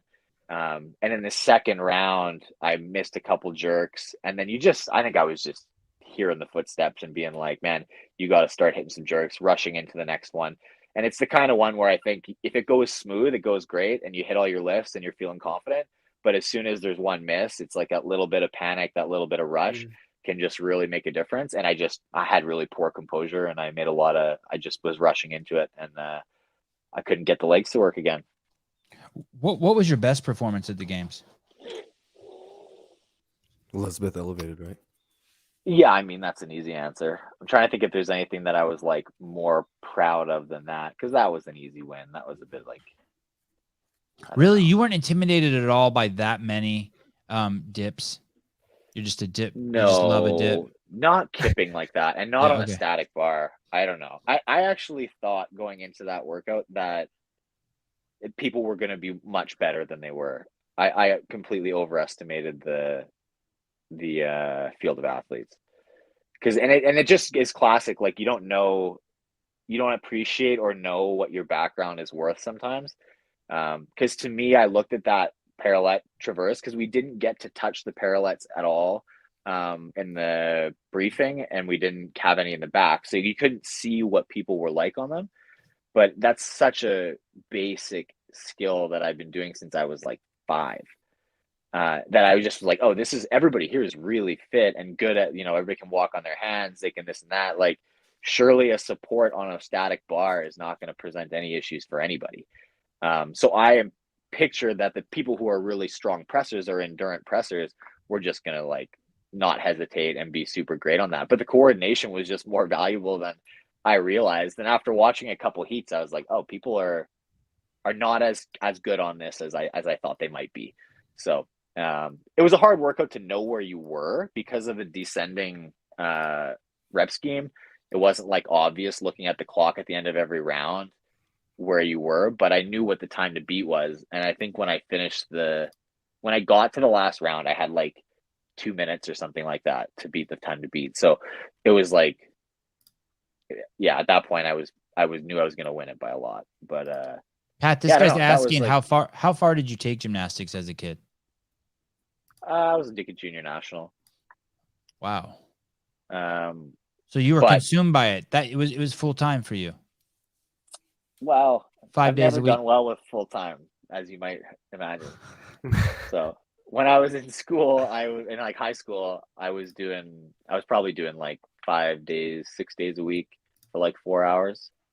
And then, but I was still playing lacrosse and playing rugby and doing all kinds of stuff. So busy. Are there levels to it? This guy's saying L10. This is the guy that loves you. It's a different system in the States. I couldn't tell you. Oh, okay. I couldn't tell you. So Pat, how many less people do you think would have finished it had they done it in the succession that they were supposed to without having to move that event? Wait, what do you mean? Oh, good question. Explain that to me, JR. What happened? Yeah, so they had to move shuttle to overhead because of the rain. Oh, that's right. They were supposed to do that before, correct, Elizabeth? Yeah. Not so many people finished it. Right. So it was going to be shuttle overhead, and then I think the gymnastics like pegboard workout, and then the Elizabeth workout. Right. So I don't know. I don't think it would have impacted it that much, to be honest, because it was squatting, which we hadn't squatted really, other than the pistols, which we did anyway. I don't think the shuttle to overhead wasn't a really high impact workout. Yeah. Like, it was hard when you were there, it was like fast and whatever, but it's like doing an assault bike sprint or something where like 10 minutes afterwards, you're just kind of like fine. I don't think it was a like that hard on your body. But I don't know. Yeah. Anyway, it was I was surprised. Not that many people finished the Elizabeth one. It was a tight time cap. Right. But I think it was just, I don't think people are going to be fooled by that twice though. I think that a lot of people are going to be doing more of that. And it's like I said, it's not that complicated of a skill. I think you practice it a few times and you develop a little better coordination, and people will be much, much better at it next time around. So that was like a freebie that I don't think I'll get again, which whatever. Yeah, because next time you see something like that, I mean, it's similar to like a handstand walk. If they can have you guys do 360 pirouettes and then walk, then it's not. Man, speaking of, I was actually very impressed by how good people were on the pirouette. I thought I was like, I don't know how many people are going to be able to do a fast, tight pirouette. And I'm like, I'm glad that I can, but I was very impressed by how good people were at that. Like, a lot of people were very good. People are just good at on their hands now. Yeah, it's very impressive. But I don't know. I think other than that, I don't think I had any exceptional standout performances on the weekend. The alpaca workout. I wish we got to do it with the rope climbs, because that would have been a very good workout for me. but without the rope climbs, just the sled push and the kettlebells, I thought that was just going to be a big man workout and all the big dudes were going to smoke everybody. So I was very happy with how that one went. That was like a surprising finish for me that I thought was really good. Yeah, and you were like running into Lazar the whole time, right? Yeah, pretty much. That was a tight field. I actually ran my sled into his foot once. Oh shit! During the competition? And I had to like move I was by one of those pylons because it was Lazar on my right and Sam on my left, but Sam and I had a pylon between us. And in order to have enough space for me and Lazar and my sled, I had to move the pylon out of the way. So every time we'd advance, I would just throw the pylon behind me like 10 feet. And then I'd have space to like actually stand wide and do kettlebell clean and jerk. So it was tight. Like, I think had we done the rope climbs, the field would have separated more and it would have been less of an issue. But it was a very tight field. Did CrossFit Corey, did Pat slap Ricky on the ass and welcome him back, or give him Danielle Brandon energy? I don't know. I wasn't uncivil to Ricky. I don't think we're not best friends, but it was fine. I wasn't trying to get in his way. So he's all right. He's all right. We're good. He's good. Should the athletes have gotten a couple hours notice or a day's notice or a month's notice about the crossovers, you think? Should there have been like a little notification for them? No, they should have gave us ropes for it though. Explain that to me. So to do a crossover, unless you're very, very skilled at it. Wait, before you go, Pat, hold on 1 second. Sorry, hold on. So are you saying that everyone came out there with their own rope? At the CrossFit Games, do people bring their own ropes? Yeah. Okay. Except, generally speaking, when CrossFit programs something specific on the double unders, like heavy double unders, whatever, they provide the rope for it. And you get a chance to just like try a couple lengths. You pick the length you want, and then it's on the floor for you when you get there. For a crossover, you want probably for like less experienced jumpers, you want a slightly longer, slightly heavier rope because you can feel it more for the crossover. And the ropes that we generally speaking use are really light and really thin because you want less resistance and you want no weight when you're doing double unders to be really fast and efficient. So everybody was walking out with these like super tiny speed cables, and they're just really bad for doing crossovers. So we looked a lot worse than we were. Like, I have a rope at home that I can do them with fine. But I'm not going to travel with like 5 different ropes just in case something comes up. Like, it's getting a bit like I would assume that you are now. I would assume that if they were going to program something like that, they would have been like, hey, or like at check-in been like, hey, pick up a couple of these ropes, pick a length that you want, whatever. Or even just had some in the back after the announcement or right when they announced the workout, be like, hey, you have 5 minutes to pick a rope length you want. And you can try you'll get like 3 attempts. It would have been really easy to do. It would have made all the athletes look a lot better.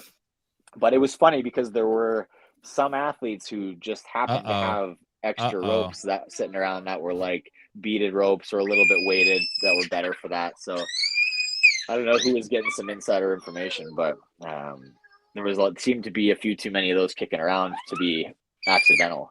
So I couldn't tell you the last time I saw an athlete show up to a competition with a beaded rope for no reason. So you had never seen that before? No. No coincidence. Wow. So wait a second. Let me ask you this. At the CrossFit Games, you've never seen beaded ropes before, but at this Games, you saw beaded ropes at that event. Yeah, probably a quarter of the field just happened to have a beaded rope with them. And ironically, did any of the people with beaded ropes make the top 5 for either male or female? I don't remember seeing anyone. For the men, 2 out of the 5 of them did. Who was it that was using beaded? Guy Majeros and Ricky Garrard. This is a scandal. Well, it's not. And like maybe they just had, or maybe they announced it and somebody just went and bought them. But I don't know.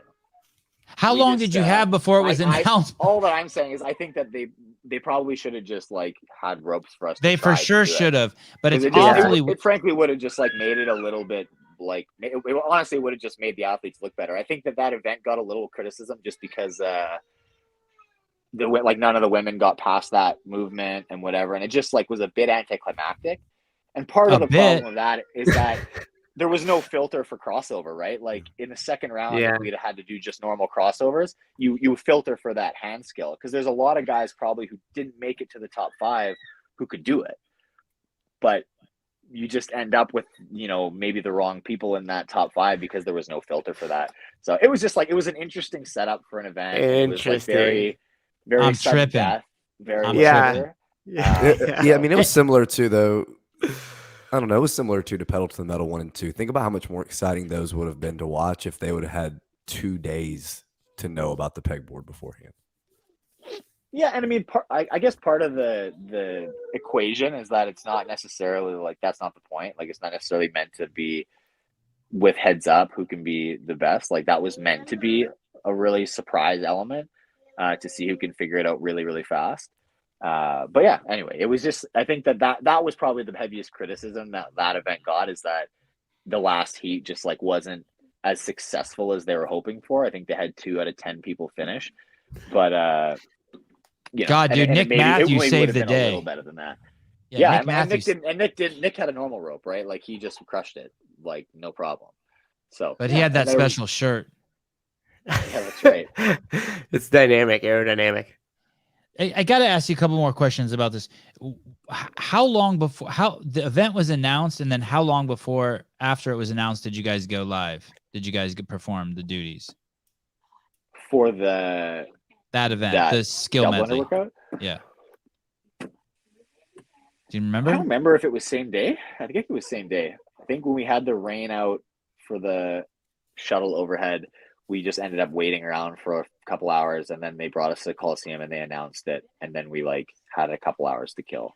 Is Michelle still your coach? Is Michelle your coach? Yeah. What was there any like maybe people ran out to like the Dick's Sporting Goods and bought them? Yeah, that's what I'm saying. It could be like, or their coaches or whoever, like they had like texted their mom and dad and they ran out to grab something different. Totally could be. Interesting. But okay, last question. It was just like, yeah, it was one of those things too. I probably wouldn't have done it just because only 5 people are making it to that last round anyways, right? You got to like hope you're going to get there. I'm not going to go spend money on a rope just to hope that I can make that last round. Holy shit, cease to amaze me. I love it.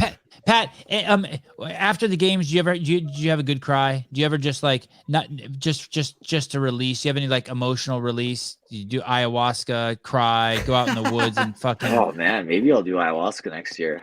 Yeah. Maybe whenever year I choose to retire, I'll go out and just have a vision quest. I would just think that you would just go up to your bedroom and just fucking like win or lose. You go up there and you just have just an emotional release. I mean, there's got to be something tight on everyone. And it's not like I don't know if it's just like a nice big scheduled cry or you like scream into your pillow, but it's just I think even when you finish and you're just done the last workout and you're on the floor and they're like announcing the winners and whatever, you kind of like sit and there's just like a wave over you, like, oh, like, okay, it's done. Like that was, 7-8 months in the making. And then, all right, like you kind of, it's funny, like for the first time in a bit, you like don't have to think about the next workout or the next piece you're going to do or the next bit of training. And you just kind of get to not for a little bit. And most of the year we don't really get to do that. So there definitely is a moment of like relief of not just like, oh, thank God it's over, but just like, okay, this is the end of this chapter, and we got some time now to figure out the next step and take the time and just like not think about it for a bit. So there's definitely, it's a big sense of accomplishment and a big sense of relief, and part of it's like, thank God I don't have to warm up for another goddamn event. I don't have to like move this body again for a little bit. I can just regroup, and so it's fun. I usually go have a few drinks and hang out with my family for a bit, maybe go see some friends. But the other fun thing at the end of the games is if you can go like actually have some fun time with some of the other athletes who are around. Like a lot of people have lots of family and you don't really see them out, but I'll always just go spend some time with some friends who are there, because we see each other like once, maybe twice a year, and you're there trying to beat the other guy senseless, right? And then you kind of finish and it's like, hey, like we're actually super close, a lot of the athletes, and you don't get to spend time just hanging out together. So even the award ceremony where everybody's just on the floor and you like have a drink and some pizza and just chat with the guy next to you, like those moments are really nice because it's just like there's no animosity and no weird energy. It's just like kind of done. And like you did whatever you could, and like now there's no point in harboring any weird feelings. Like it's just like it's done, and we'll do it again next year. But those moments are really fun. So you like the new format? I think it's like, yeah, I think it doesn't make a big difference. I don't think it makes a big difference in North America. I like the standardized programming. I think that makes a bigger difference to outside of North America and Europe, because CrossFit's running the semifinals in North America and Europe, and I think they're like commissioning other planners to run the events in, Oceania and places like that. So if that's tough for them to swallow, I think if you're an event organizer and you're going to run this event and take on a lot of the duties, but CrossFit's still going to call the shots, that's maybe a bit tougher. But in North America and in Europe, it doesn't matter. If CrossFit's going to run it and they do all the planning and they do all the whatever, then great. For us, it means a few less podiums, right? A few less people get to be winners. But a big event, that if we're running an event for like, say, North America East, and there's 60 competitors and we're running heats of 10, that means that everybody in that last heat is holding a game spot going into that last event. And so those last two, lane 9 and 10 that are maybe a little bit on the bubble, there's guys in this heat before that are going to be stealing spots. And so it'll be exciting. But that last heat is going to be really high caliber. Like everybody in that last heat of those events, they're games athletes. So it's going to mean that like the caliber of competition is going to be high. And there's going to be, so it'll be fun. And I like the standardized thing. I think it's just going to be, it's going to be pretty similar. It's going to speed up the semifinal section of the year though, which I kind of like. It felt long. It was like 5 weeks this year. And it was just like, I was the last week. So I was just kind of sitting on my hands for way too long. Yeah. I think it'll be nice. Yeah. I want to say I looked at the dates and it's almost 2 full months from the end of semis to the beginning of the games. Yeah. So that's great. Yeah. And a little less disparity between like being week 1 and being the last week, right? Mm-hmm. So that's kind of nice. And so I think from the athlete side, it's good. I think it's overwhelmingly positive. From an event organizer standpoint, there might be some other feelings there, but I don't know. I can only speak for what I know, and I'm not too concerned about it. Are you are you going to keep trying to go to the games until you don't make it, or do you plan on retiring? Until I die. All right, that's what I figured. We'll see. A few more rides. I'll have a few more rides. All right. Till I die might be a bit ambitious. All right.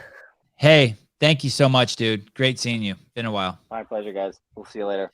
Yep. Yeah. I'll see everybody at Rogue. Tell your wife thank you. Yep. We'll see you at Rogue. We'll do. Gonna go kiss the baby. Okay. Thanks, bye. Patrick.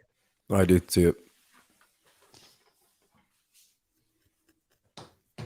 I always love Pat's attitude towards like competition and everything else. I don't. I know you don't, but I just like how like he's like stoic and he's casual and he's like, it's just one part of my life. I wouldn't go buy a jump rope. I'm not wasting money on a rope. And he did make top 5. He did make the last heat. Yeah. Oh, right. Oh, he did. Right. So maybe that rope would have came in handy. He just didn't want to risk it. That's funny. Because, other athletes just like, we're calling people right away and we're like, go to Vendor Village, get me another rope, go here, And he was just like, oh, fuck it, I'm not spending the $20. It seems like it would be really hard to do crossovers with one of those like cable ropes or one of those ones. Do all the athletes pretty much use the same rope or no? I'd say the same, like 3. Yeah. And what are those? What are the brands? I would say like a RX Smart Gear Evo rope or a RPM. And there's probably another brand, but I would say those are probably the 2 most popular. The RX and the RPM. Yeah. Do you think there's any athletes that have shown up and just didn't bring their jump rope? Like they're like, all right, we got double unders here, and some athlete just like looked through the bag and they're like, shit, I forgot to pack my jump rope. Oh yeah, for sure. But No. there's gotta be somebody that have backups. So they just give them I one. bet you. Fuck. There's someone in there. There's always JR, one. you I can't even open the text you sent me on my fucking computer. And what's crazy is I don't see it on my phone. My shit's all fucked up. No, I think it was just to that group text. Hiller sent that video of her doing 240 for 3 shoulder Yeah. overhead. It's insane. But that was in the that was a while ago too. She was still training in Vegas then. Yeah. Yeah, see, Kate knows that's my stress nightmare. Yeah, I'd be freaked out as an athlete headed to the games because like whenever you leave your house, like, okay, what did I forget? And it's like such a big weekend.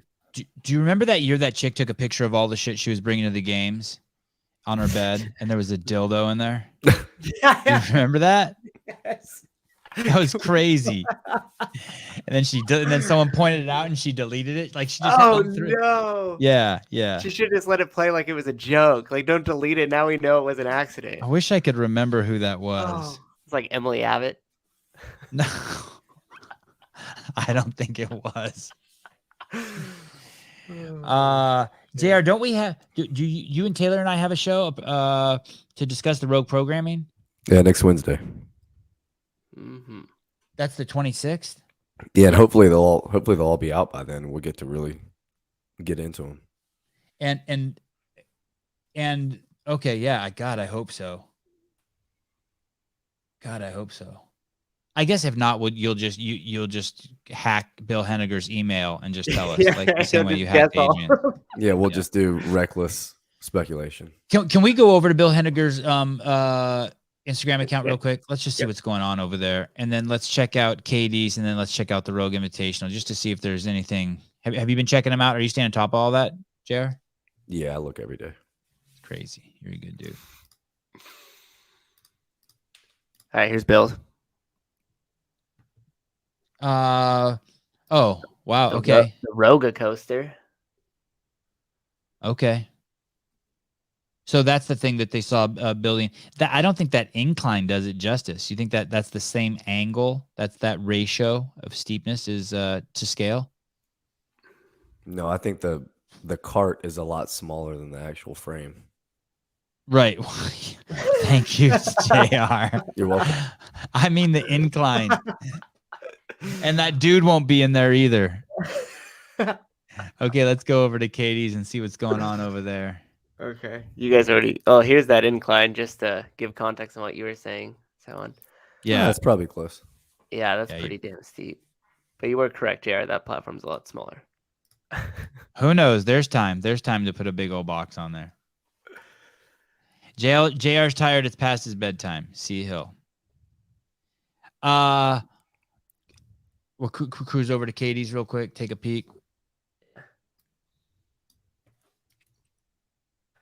You guys are making me feel too much pressure as I'm spelling the name wrong. Because hers is Not different. to scale. You think it's steeper in real life, Patrick? Hang tight, JR. We're almost done. You can make it. I'm trying to get the correct spelling for her Instagram handle here. Jeez Louise. Hey. Hold on. Yeah, I got it. JR, don't you do that to me. Don't you do that to me. Don't you do that. My palms are all sweaty. My heart rate's at 180. Okay, I don't need it. I don't need it. Oh, Magnus is saying it's just for the strongmen. I don't believe you. Okay, and we saw this already. This is Christy Aramo. Is that a new piece of equipment too? That log? It's not new to strongman. It might be new to some of the competitors in the CrossFit division if they've never played with one. But I'm sure they all have in the last however many days this was put out. Where is she lifting this? Look how nice that barn is. That's like the secret lab. There's a bar back there. You see that? Yeah. You just got your bar next to the pull-up bar. And how about Rogue Invitational? R. Okay. I actually went there earlier and there wasn't anything. You don't even follow Katie, jackass. This isn't. That's not. I do follow Katie. Oh, I do follow Katie. Okay. That's right, the. fine. That's just the a generic IG you hadn't signed into. Yeah. There you go. That's my burner account. Yeah. Tickets now on sale. All right. But this is old. 21 weeks. Oh, interesting. Okay. Yeah. So. Oh, but this was new. It's just an old pinned comment. Sorry about that. Quick thoughts, JR, on where Patrick's going to place at the Rogue Invitational? Yeah, easily top 3. Danielle Brandon?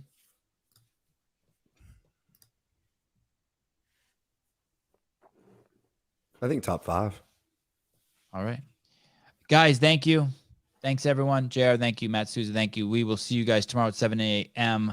for the UFC show. It's going to be a great show for tomorrow. And then tomorrow evening, we have the Hiller Fit review show.